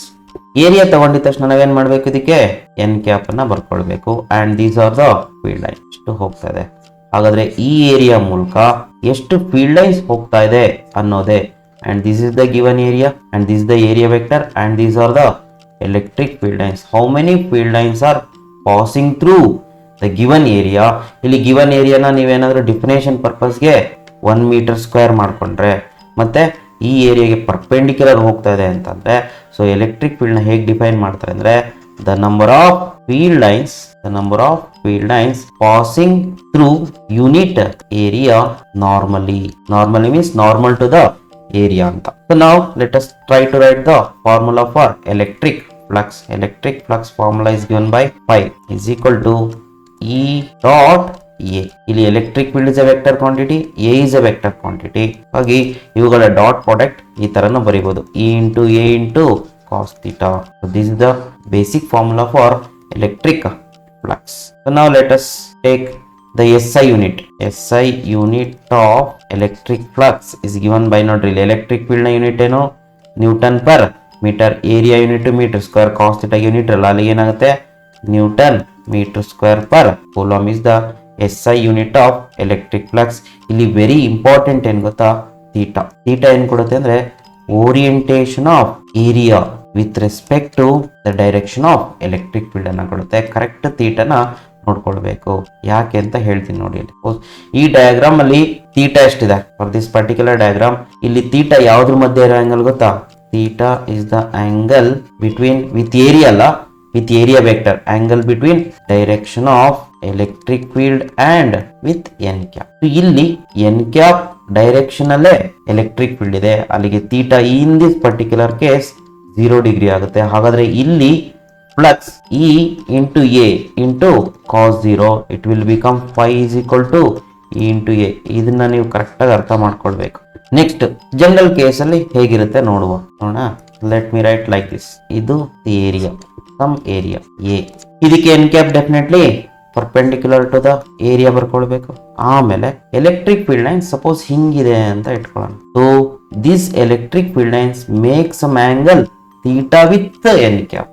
ಅವಾಗ flux through this surface is given by E into A into cos theta. Suppose ಹೀಗಿದ್ರೆ area ಹೀಗಿದೆ, n cap ಇದಕ್ಕೆ ಹೀಗೆ ಇರುತ್ತೆ. Electric field lines ನೋಡ್ರಿ ಹಿಂಗ್ ಹೋಯ್ತಂದ್ರೆ ಇದ್ರ ಮೂಲಕ ಯಾವುದೇ ಎಲೆಕ್ಟ್ರಿಕ್ ಫೀಲ್ಡ್ ಲೈನ್ಸ್ ಪಾಸ್ ಆಗಲ್ಲ. ಸೊ ಥೀಟಾ ಎಷ್ಟಿದೆ ಪರ್ಟಿಕ್ಯುಲರ್ಲಿ 90 ಇದೆ. ಆಗ flux formula E into A into cos 90 degree, cos 90 degree, flux becomes 0. ಅಂದ್ರೆ ಅರ್ಥ ಏನಾದ್ರೂ ಎಲೆಕ್ಟ್ರಿಕ್ ಫೀಲ್ಡ್ ಲೈನ್ಸ್ ಏರಿಯಾಗೆ ಪ್ಯಾರಲಲ್ ಇದ್ರೆ ಅಥವಾ ಎನ್ ಕ್ಯಾಪ್ಗೆ ಪರ್ಪೆಂಡಿಕ್ಯುಲರ್ ಇದ್ರೆ ಯಾವುದೇ ಕಾರಣಕ್ಕೂ ಫ್ಲಕ್ಸ್ ಪಾಸ್ ಆಗಲ್ಲ. ಸೊ ಮ್ಯಾಕ್ಸಿಮಮ್ ಫ್ಲಕ್ಸ್ ಪಾಸ್ ಆಗ್ಬೇಕಂದ್ರೆ ಎನ್ ಕ್ಯಾಪ್ ಡೈರೆಕ್ಷನ್ ಅಲ್ಲಿ ಇರಬೇಕು ಎಲೆಕ್ಟ್ರಿಕ್ ಫೀಲ್ಡ್, ಅಂದ್ರೆ ಏರಿಯಾಗೆ ಪರ್ಪೆಂಡಿಕ್ಯುಲರ್ ಆಗಿರ್ಬೇಕು. Sir what if the area is curved? ಈ ತರ ಇದ್ರೆ ಸಪೋಸ್ ಇವಾಗ ಫೀಲ್ಡ್ ಲೈನ್ಸ್ ಈ ತರ ಇದೆ ಅಂತ ಇಟ್ಕೊಳ್ಳೋಣ. ಹೀಗಿದೆ ಹೀಗಿದೆ ಹೀಗಿದೆ ಹೀಗಿದೆ ಹೀಗಿದೆ ಹೀಗಿದೆ ಫೀಲ್ಡ್ ಲೈನ್ಸ್. ಇಲ್ಲಿ ಏನ್ ಮಾಡ್ಬೇಕಂದ್ರೆ ಕರ್ವೆಡ್ ಇದ್ದಾಗ ನಾವು ಅವಾಗ್ಲೇ ಹೇಳಿದೆ ಒಂದು ಸ್ಮಾಲ್ ಏರಿಯಾನ ಕನ್ಸಿಡರ್ ಮಾಡಬೇಕು. ಸೊ ದಟ್ ಸ್ಮಾಲ್ ಏರಿಯಾ ನ ಎನ್ ಕ್ಯಾಪ್ ಯಾವ್ದಕ್ಕೆ ಎಲೆಕ್ಟ್ರಿಕ್ ಫೀಲ್ಡ್ಗೆ ಪ್ಯಾರಲಲ್ ಇರಬೇಕು ಅಥವಾ ಸರ್ಫೇಸ್ಗೆ ಎಲೆಕ್ಟ್ರಿಕ್ ಫೀಲ್ಡ್ ನಾರ್ಮಲ್ ಇರಬೇಕು, ಎನ್ ಕ್ಯಾಪ್ಗೆ ಪ್ಯಾರಲಲ್ ಇರಬೇಕು. ಅವಾಗ ಥೀಟಾ ಏನಾಗುತ್ತೆ 0 degree. So let us take this area as dA1 and electric field through this electric field lines E1 ಅಂತ ಇಟ್ಕೊಳ್ಳೋಣ. ಸೊ ಎನ್ ಕ್ಯಾಪ್ ಇದೆ, ಹಾಗಾದ್ರೆ ಇಲ್ಲಿರೋ ಫ್ಲಕ್ಸ್ d5 ಬರುತ್ತೆ which is E into dA1 into cos 0 degree. ಇದನ್ನ flux 1 ಅಂತ ಬೇಕಾದ್ರೆ ಬರ್ಕೊಳ್ಳಿ. ನೆಕ್ಸ್ಟ್ d5 ಇಲ್ಲೆಲ್ಲ ಒಂದು ಸ್ಮಾಲ್ ಏರಿಯಾ ತಗೊಳ್ತೀಯ. ಹಿಯರ್ dA2 ಎನ್ ಕ್ಯಾಪ್ ಈ ಕಡೆನೇ ಇದೆ, ಹಾಗಾಗಿ E into dA2 into cos 0 degree. ಇದನ್ನೆಲ್ಲ ಏನ್ ಮಾಡ್ಬೇಕು, ಇದೇನಾಗುತ್ತೆ d5 it will become E into dA1 E into dA2. So total flux ಬೇಕಂದ್ರೆ ಏನ್ ಮಾಡ್ತೀವಿ ನಾವು ಸಮ್ ಮಾಡ್ತೀವಿ. ಇಲ್ಲಿ ಸಮ್ ಮಾಡೋದು, ಯಾಕೆಂದ್ರೆ flux is a scalar quantity. Flux scalar quantity ಆಗಿದ್ರಿಂದ ಇದನ್ನ ಡೈರೆಕ್ಟ್ ಸಮ್ ತಗೊಳ್ಳಿ. Total flux is sum of the individual fluxes. So phi is equal to summation of ಈ ತರ ಬರೀತೀನಿ ನೋಡ್ರಿ, d phi 1 d phi 1 plus d phi 2 and so on. So phi is equal to d phi 1 ಏನು E d A 1 plus E d A 2 plus and so on. So flux is equal to summation of E into d A ಅಂತ ಬರ್ಕೊಳ್ತೀವಿ. That's it. So this is how to find the flux when it is a curved. ಒಟ್ಟೇನು general ಆಗಿ ನನಗೆ ಏನಿರಬೇಕು, electric field normal direction ಅಲ್ಲೇ ಇರಬೇಕಷ್ಟೇ. Okay.